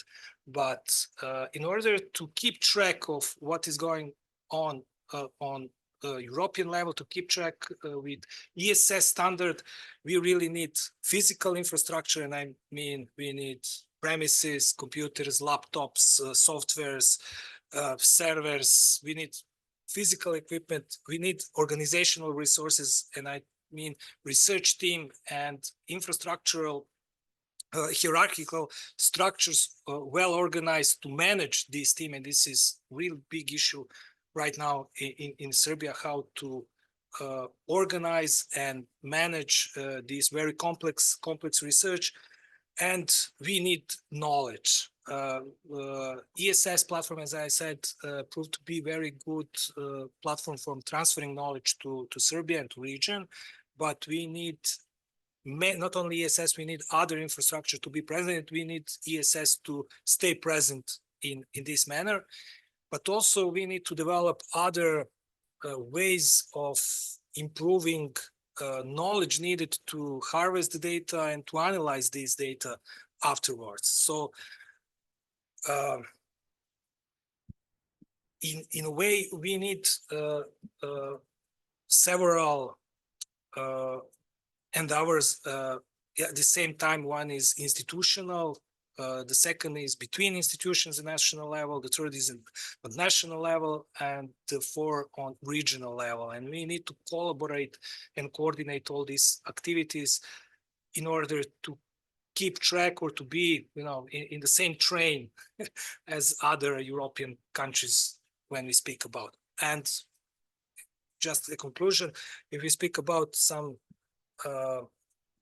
special connection between artificial intelligence and social sciences here in the region, I think that we are still, that's my opinion, not mature enough to give some cutting edge solution for that. Thank you.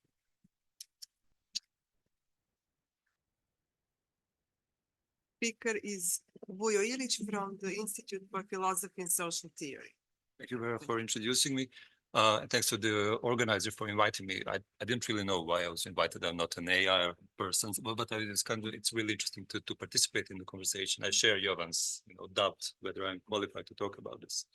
I was really inspired when the gentleman from the government, Mirson Trejanović, was presenting basically what Serbia did since 2017 about the AI, and I share this enthusiasm about the things that have been done since 2020, basically with the AI strategy, and then state data center, national platform for AI Institute, and now ethical guidelines.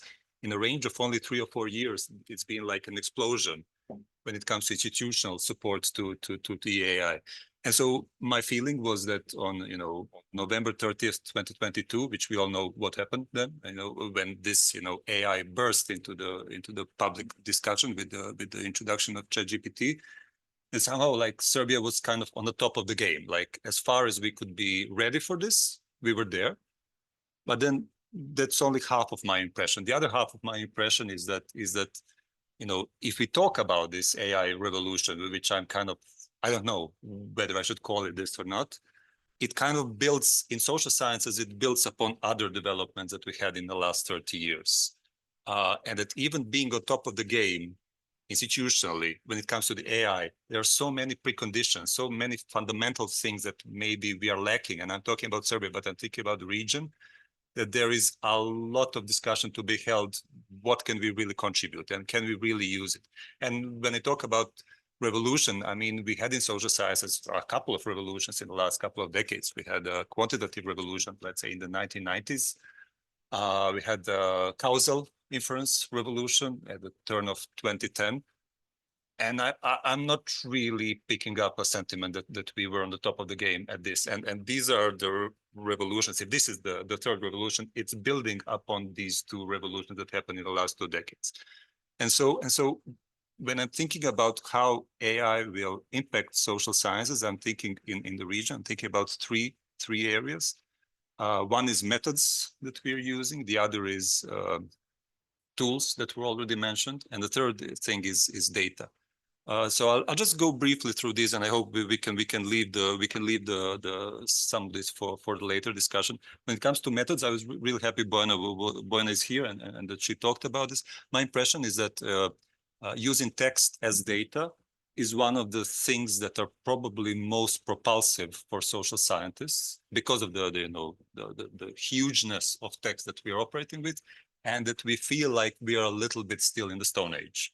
A lot of people who are working on text are using qualitative methods or using human coding, and I don't think that they are even aware of the possibilities that's being generated, and the methods that have been used, from sentiment analysis, topic modeling, and so on, and that expectations of publishing have changed in the last couple of years, maybe last 5 years. And it's becoming much more difficult to publish textual analysis that do not use some of these models or methods.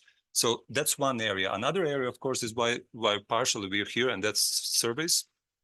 I guess AI is already there. It's just a matter of how much we are ready to use it. When it comes to, phone surveys, automated phone surveys have become more or less standard in the West. I was still not called in Serbian to answer surveys by a machine, but I'm kind of curious what will it look like, and I kind of expect it will happen in the next couple of years.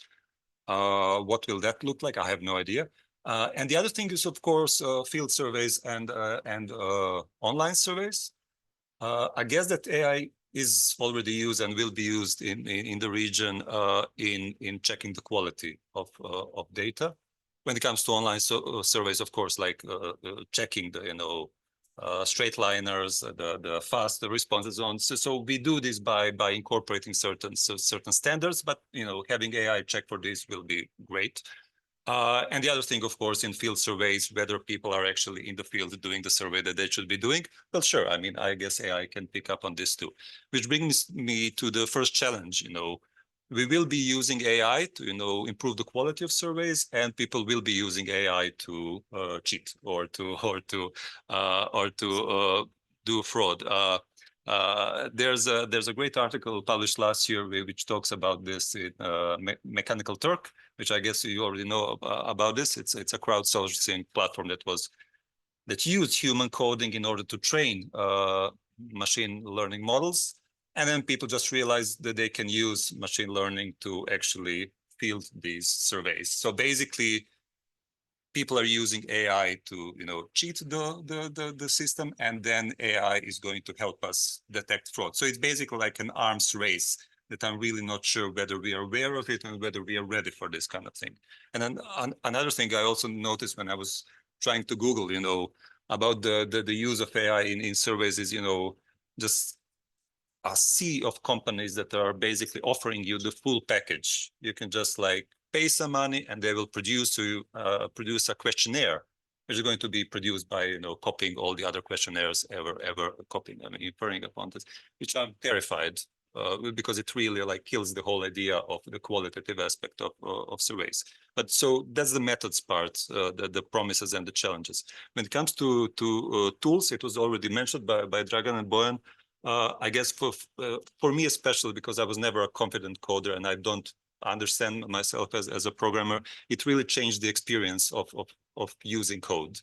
Using ChatGPT, and I'm not even using autopilots. It opens up. I think it really encourages people to delve into coding, and I think it's going to be a great contribution to the tools that we use.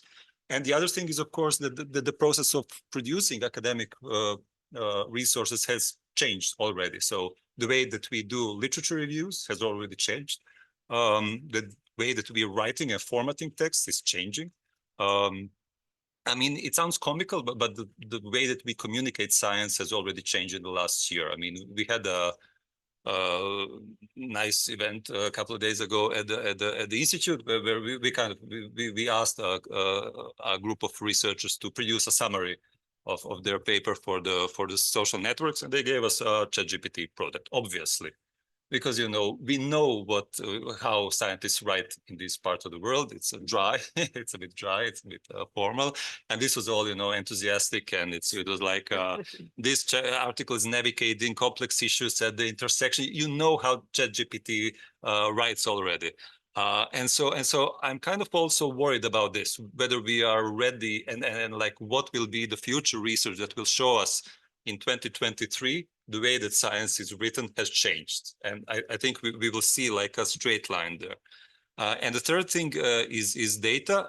Bojan already mentioned that, when you were doing this research, the first thing that you do, I mean, it's social media data. It's all over us. It's all over the place. It's overwhelming.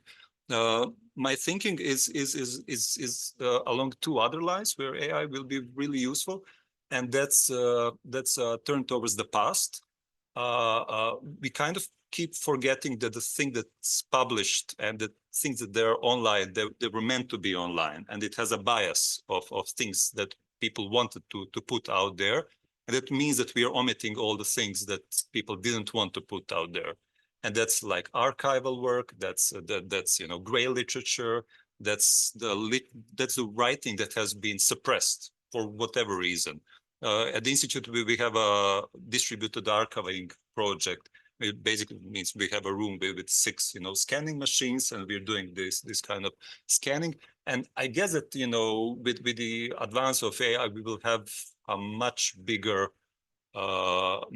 possibility to delve into the past, basically, to past writing, which will be really interesting for, I think, the humanities, for the history and so on. And the other thing is, of course, national and local governments that are producing more and more data, and which are also using algorithms. So it's the object of what we are studying. So the social and political processes are also changing.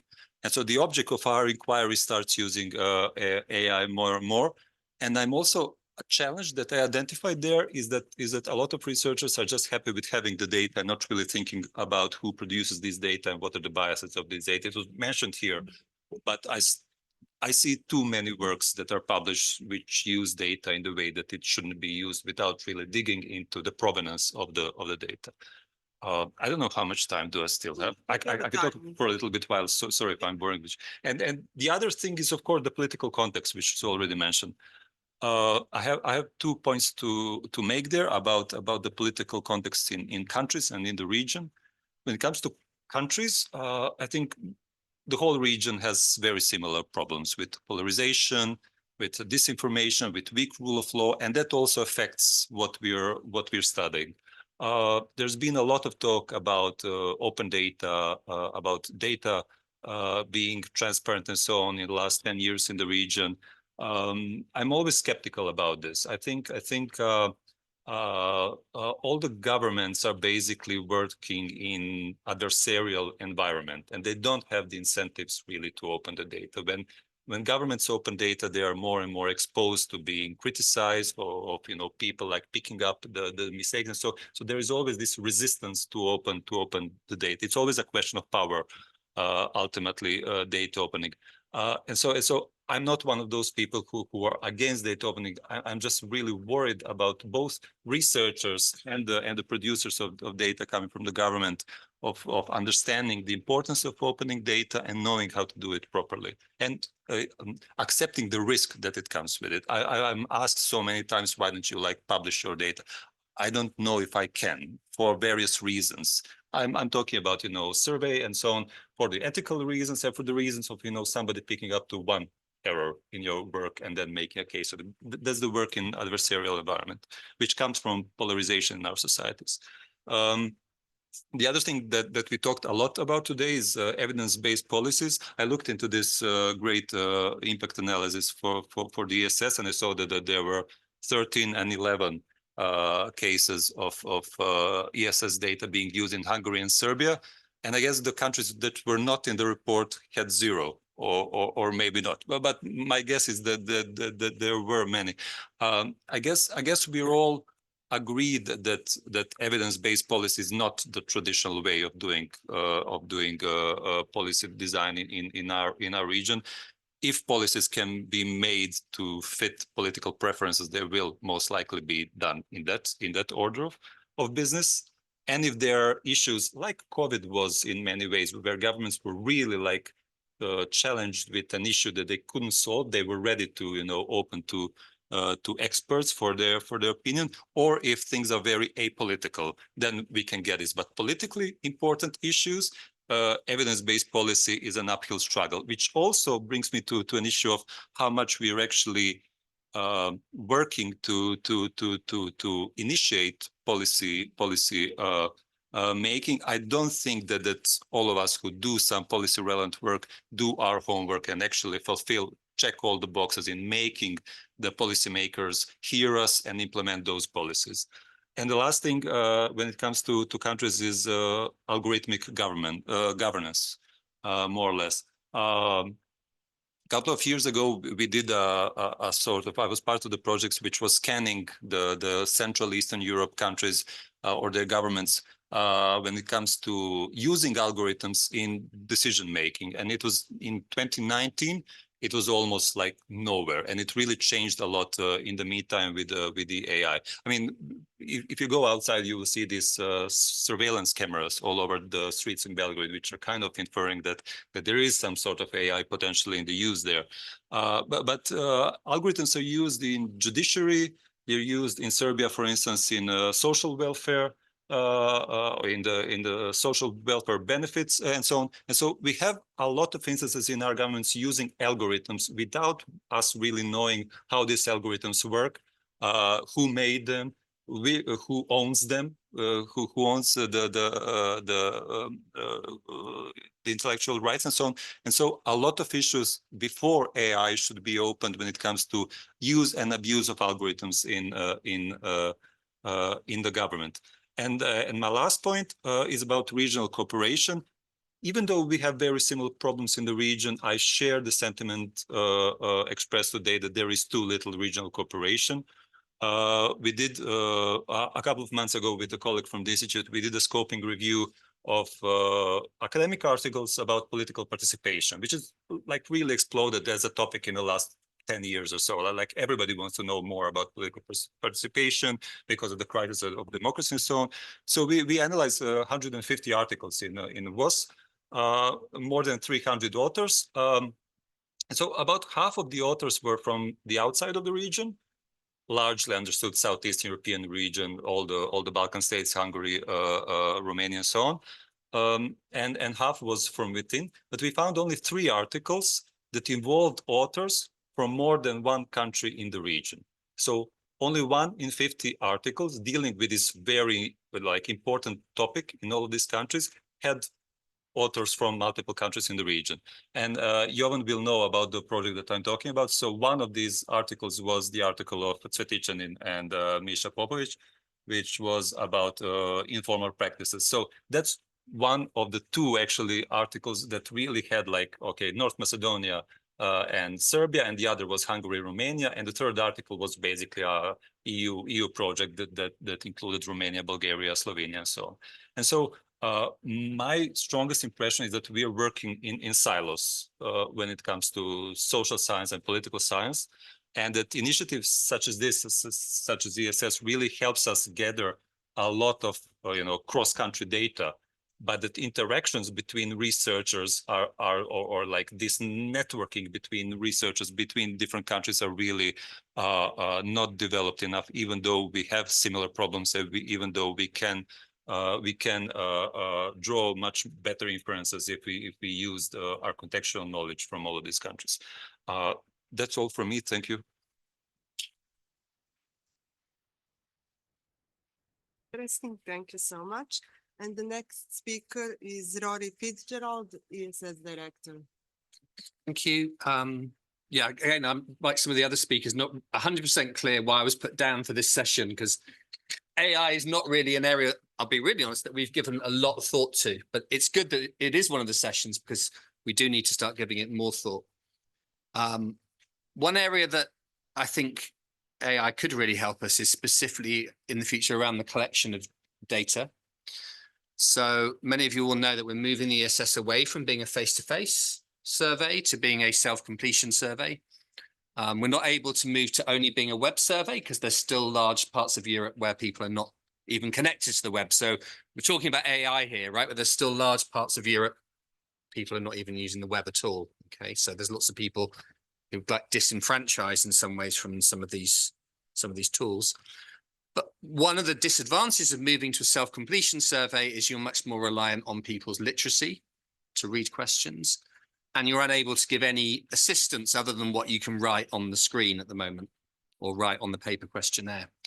But as we move to more of the surveys in the future being done entirely online, I think there's a hope that we might be able to replicate more of the benefits of the face-to-face survey using AI, that kind of interaction between what people say and what the survey is trying to collect, to try to kind of restore some of that in the future. So, for example, when collecting information about people's occupation, at the moment, you can do some very basic lookup files and that kind of thing, but generally you're going to be much more reliant on what people write down in a short open-ended answer. With an AI tool, it would be possible, I think, to have much more of a kind of interactive approach to getting the information you really need to code occupation well again. And for people who struggle with literacy and understanding the questions, again, there might be tools in the AI process that could really, I think, help those kind of respondents to navigate the surveys that we're doing. So I think there's some hope there. I don't think there'd be much hope for the kind of automated telephone survey that you mentioned. I think most people now in the UK would just put the phone down, right? Because it's like an insurance scam or whatever. So that kind of automated survey entirely in that way, just introduced through an unsolicited phone call, I'm never really sure that's going to come off. I think we're always going to need, in representative surveys, to be thinking about how we contact people and communicate with them and differentiate ourselves from this kind of deluge of kind of new requests that might come. One other area, and it's going back to what the first speaker was mentioning in terms of analyzing social media data. There's another area I'm hoping that AI can help us out with a bit more in the future. When we started the ESS, we were interested in the influence of media discourse and its influence on ESS data.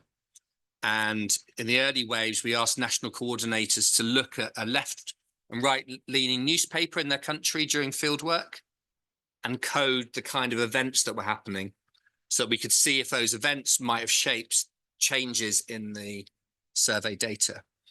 It would be fascinating now if we could use AI tools to mine these newspapers or social media data, whatever, and create complementary data sets to go along with ESS to help with that understanding.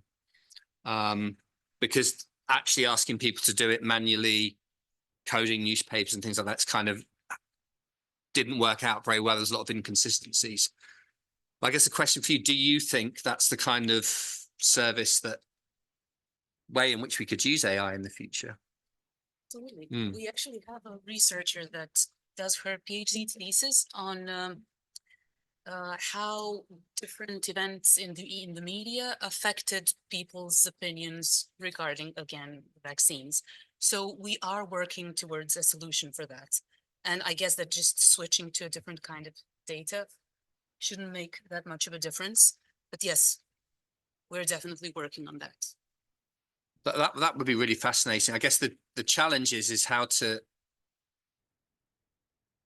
really find what kind of data the individual themselves would have been subjected to, right? So we can look at what's in the media, but how do we know how much the individual respondents have been influenced or exposed to that media? That's where it gets very difficult to bring these things together. But be good to have a conversation about that, I think. True. That is a little bit easier with social media because there are all those hashtags and there is extra information that can help with that. And with the ESS data, I don't know if we have that kind of information, but yes, that's something worth exploring. So that would be a good one. The final one I think would be, it's a bit more of a question than a comment, is to what extent do people think AI might actually help to kind of make it easier for people to analyze data and statistics in the future? Because at the moment, quite a lot, you've almost got to become a coder, right? To do a lot of analysis anymore. You can't rely on SPSS drop-down windows anymore and get away with it, right? You've got to be able to code in R or use Stata, and people have big disagreements about which one's better or but it shouldn't, in a sense, it shouldn't be like that, right? This could be a way to make data analysis much more accessible. People don't need to necessarily learn how to code. They need to be able to understand what's going on, but not necessarily do it themselves. Do you think that is a possibility so that more people could have an interest in our data without having to code? I think so, yes. I'm always surprised at the amount of people who actually use AI and then tell me that they made something using ChatGPT, or I don't know, they somehow trained it. People who have no expertise in the field. So it is possible for everybody to train their own model now with some basic knowledge. And even things like that, yes, if there is even a little bit of interest into coding, sometimes AI can produce false code. Sometimes AI can suffer from those hallucinations. It can give you information that isn't really correct. But yes, in some basic form, I think, yeah, that would be possible. But would it be that reliable? I'm not sure. Not yet. Oh, there is a very good possibility, for example, to actually copy paste a table from SPSS output to ChatGPT and to get very good interpretation of tables. Is it possible? Yes, yes. I saw a few days ago. You tried. Is it correct though? Yes, I'm not sure. I'm not sure, but No, I don't think so. even if it is not, I believe in a near future, like it is going to be much better. Tried it, my colleague, when you can say a few words, you tried it. But, my colleague Milika trying to convince me that I put false commands. So yes, but I tried to do some simple analysis based on some Excel file. I put Excel file in data analytics on ChatGPT, and then I asked to, it needed to rearrange data. ChatGPT rearrange it. And when I asked, provide me the Excel file that you used, rearranged one, it provided me, but with a lot of missing data from the initial file. So that was also good. What's interesting about current models is that they are, for some reason, they're not that good with things that we would expect to be simple. Like simple mathematical operations are difficult for them. So that is something that we are still working on. So I guess looking to the future, what's going to be the quality control mechanisms in the use of these devices, rather? I can tell you what we are working on at the moment. So we're working on a verification system for the reason of those hallucinations. So sometimes you can ask a model something and they can give you a perfect answer. It looks perfect, but then it's completely false. It can like invent information. So we are coming up with a system of references, a referencing system that can lead you to give you a reference.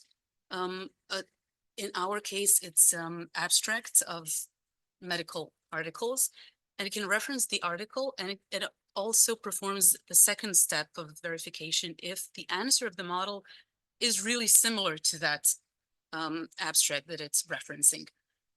So there are things like that, efforts like that. As for the mathematical part, it's work in progress. It's a hot topic at the moment. But yes, we are definitely working on that and trying to tackle that issue of hallucinations, false information. Yes, that's all I can say at the moment.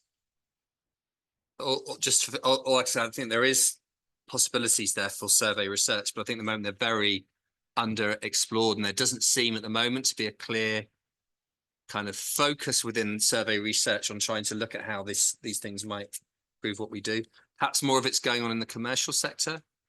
Maybe we need to reach out to speak to survey agencies a little bit more about what they're planning. Yeah, but definitely a lot more work to be done in this area. Okay. Thank you. Do you have any questions or comments? Yes. I would be interested in the replicability issue. I mean, more and more journals now require, if not accepting, replicable files that the usual traditional statistics are just given commands and then the results based on potentially public data like ESS. Other people can replicate and reach the same results.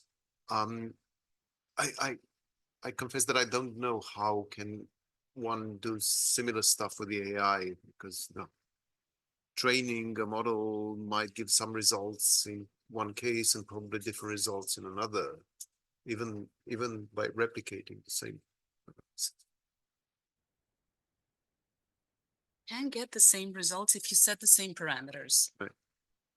So if the authors publish the parameters they use, then usually they do in the articles, you can set those same parameters. You will get the same models if you have the same data. That should be possible. And even though you can, it's actually really difficult working with social media data at the moment, because for Twitter, for example, which was the main source of a lot of research, you cannot publish that data anymore. So once you publish your research, it's not open science anymore. So nobody can verify what you're claiming in your research. But yes, you should be able to get the same results if you set the same exact parameters. Same environment. Not dependent on the machine, right? A more powerful machine might get different results based on the same parameters, perhaps. Not sure. I think so. No, if you have the same environment, same parameters, you should get the same results. The same environment is difficult because some people use different computers. I don't know. Well, you mean software? I mean, the packages that you need for a certain model to run. Okay. Mm-hmm. Yes, yeah. ChatGPT in the same way you might get maybe, but if you go to another provider, it might be entirely different. If you go to AI or something else. Yes. Because they might use different data completely. Who knows what they use, because you don't need. It's difficult with ChatGPT. What I was referring to is for example, we train a model, we publish it, and we publish the parameters that we use to train it. If you download the model and use the same parameters, use the same data, you should get the same result. But with ChatGPT, since nothing is, you're not setting anything there, you're just using the prompts. It's not guaranteed that you will get the same results. Yeah. Yeah. So if I understand, Okay, if it's in the same direction. so it's possible to set the parameters, for example, for using ESS data or to use a set of statistical techniques or with some similar sets of data for different purposes. And all researchers with the same requests will have the same outputs. Yes, I mean, in theory, yes, if the environment is controlled, yes. So how controlled will it be and how controlled can it be? Yeah. It could be useful for teaching purposes, for researchers, for people who are not so much into statistics or to data, that they can have a tool which is simple, which is not so complicated, like, for example, R or Stata, that they can give some, to ask some questions and to give some reliable results. And of course, at least percentages or correlations, maybe not, but If it's based on ESS data, you ask it a question, even if it's a ChatGPT based model, you should get the same information. We'll try. Yes. Or similar, not the exact same answer, but yes. Try now and check. So that requires a code of good practices in publishing the parameters of the training the model. Which I've seen many analyses based on AI, but maybe less often to the published parameters. They are always published, maybe sometimes not explained. It's not explained why certain number of epochs or why something was set a certain way, but they usually are published so that you can reproduce it. That's required. Yeah. I want to like throw in some more thoughts on this discussion of limitations, possibilities of use of AI for social scientists. Like I'm kind of inspired from what everything was said. First, I completely agree with Vuyo that it's a kind of another phase of this causal inference revolution. You called it like that. I think it was really spot on. Like imagine some 20, 30 years ago to do a procedure like regression or even simple frequencies or crosstabs, whatever. You needed much more time than you need it right now. So if one looks like really superficially, it turns out that you will do a regression just by clicking 3 times with your mouse or writing one line of code. But yes, you can do that indeed, and you can pick up a data set from anywhere because there are much more data sets available right now. You can do that, but that doesn't mean that you will be correct. You have to have some knowledge on what's happening behind the scenes. Okay, you don't have to be a perfect statistician. We are social scientists, but you must have some knowledge what's happening behind the scenes. You must check whether your regression fulfills the conditions and so on. And most importantly, you have to set up a theory where you're starting from. And I don't think that that these technological advancements can do that to us.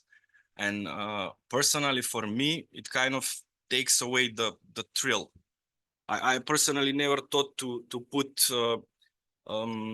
use AI for interpretation because that's the most fun part of doing research. Kind of selfishly would keep that to myself. So, but I believe so. I don't think that AI can do theory for us. It cannot really do our overview of literature. It cannot drive the decisions of what we are researching, our specific research questions. it can maybe draft hypotheses, but again, that's a really crucial part that a person, I believe, should kind of do. And I think that its most strongest kind of possibility is in working with these big chunks of data or some kind of applications where you have to deal with a lot of data and in a really controlled kind of way. And still it should not impair transparency of research and replicability. We should continue having these principles whenever we do research. So in my opinion, as it seems to me, again, I'm no expert, but it turns out that no one here is. I would kind of use AI more to deal with the data. I would never go to the theory part or hypothesis part, or even drafting policy recommendation. I think that you were also spot on that it's kind of impossible to do this with artificial intelligence in social sciences.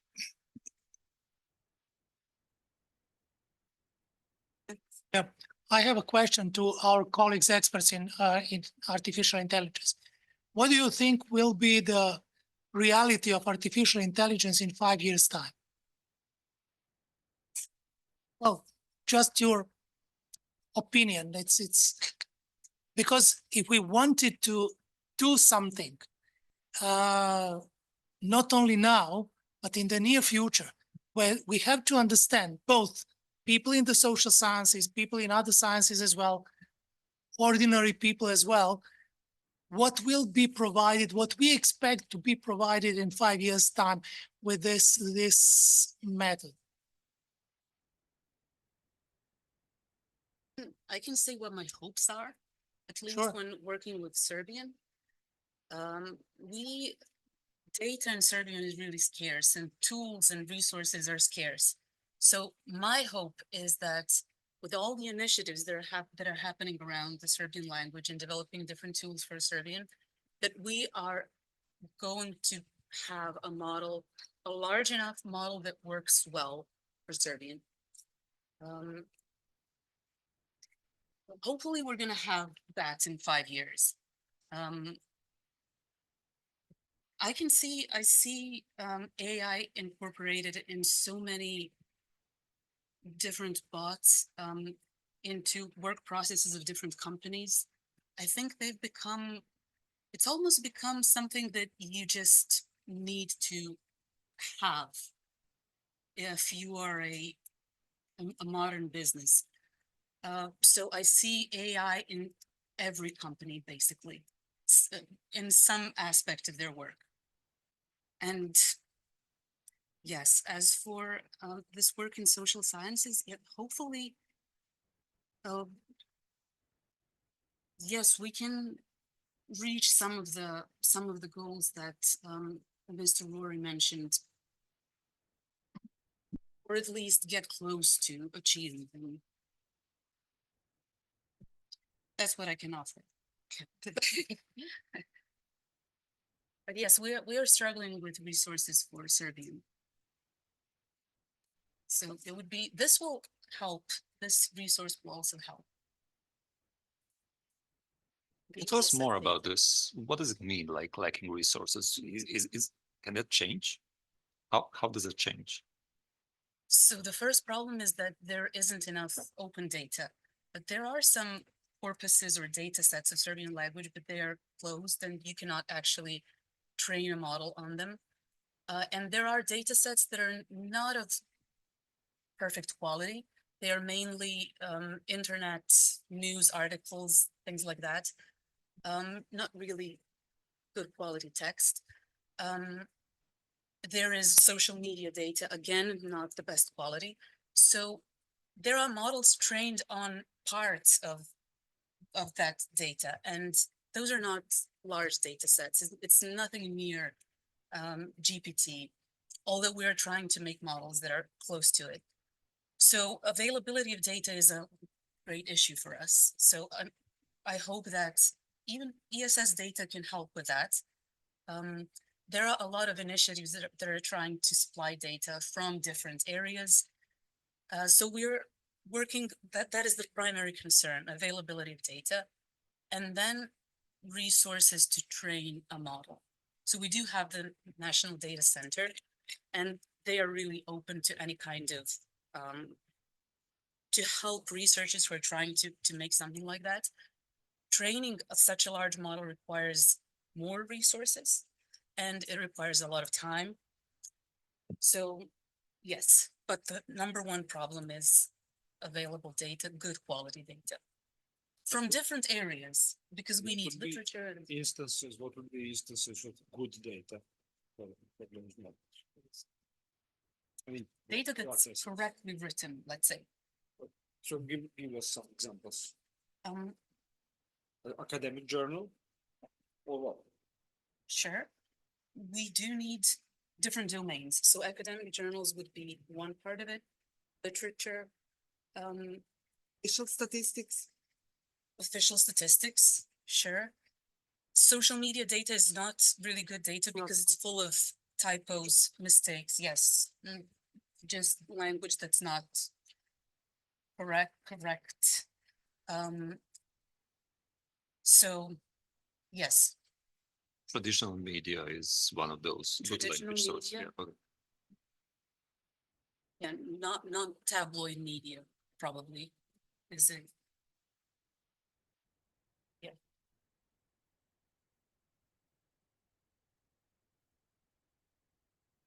There is no any comments, maybe we could. Yes. Go forward, closing remarks, yeah. Okay, so as Buya said, many of us here are actually not well introduced to AI, and also some of us also here are not. We're not also well introduced to the ESS, so we had to organize this meeting with the idea to get some ideas about getting some relation between ESS and AI. And in the beginning, we were like, okay, how can we discuss something about where we'll not taught any in any time about that, and nobody actually had never thought about these things, and we just concluded that okay, probably it's the best to have discussion about something that nobody had thought earlier. So I would just like to thank once again for all participants, and thank you especially Rory for initiating this idea. And I believe that we initiated or started initiated one long way in a very on a very good way. So I will just say that, and I hope you all had a nice time here, and thank you.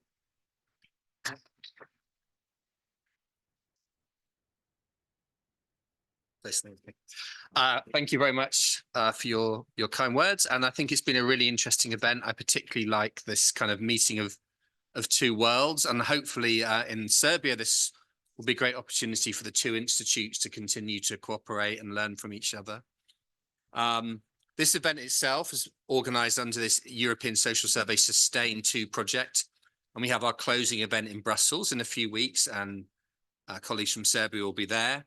And I think there'll be a clear message for European Commission that we've made some great progress in this region about engaging ministries and scientists here with European social science and the European Social Survey, but the job is not done. So I think there's a clear message that if they just stop the support now in this region through things like the Sustain 2 project, that there's a danger that some of the progress we've made might drop away and that we won't finish bringing in additional countries. So I think we have one clear message there.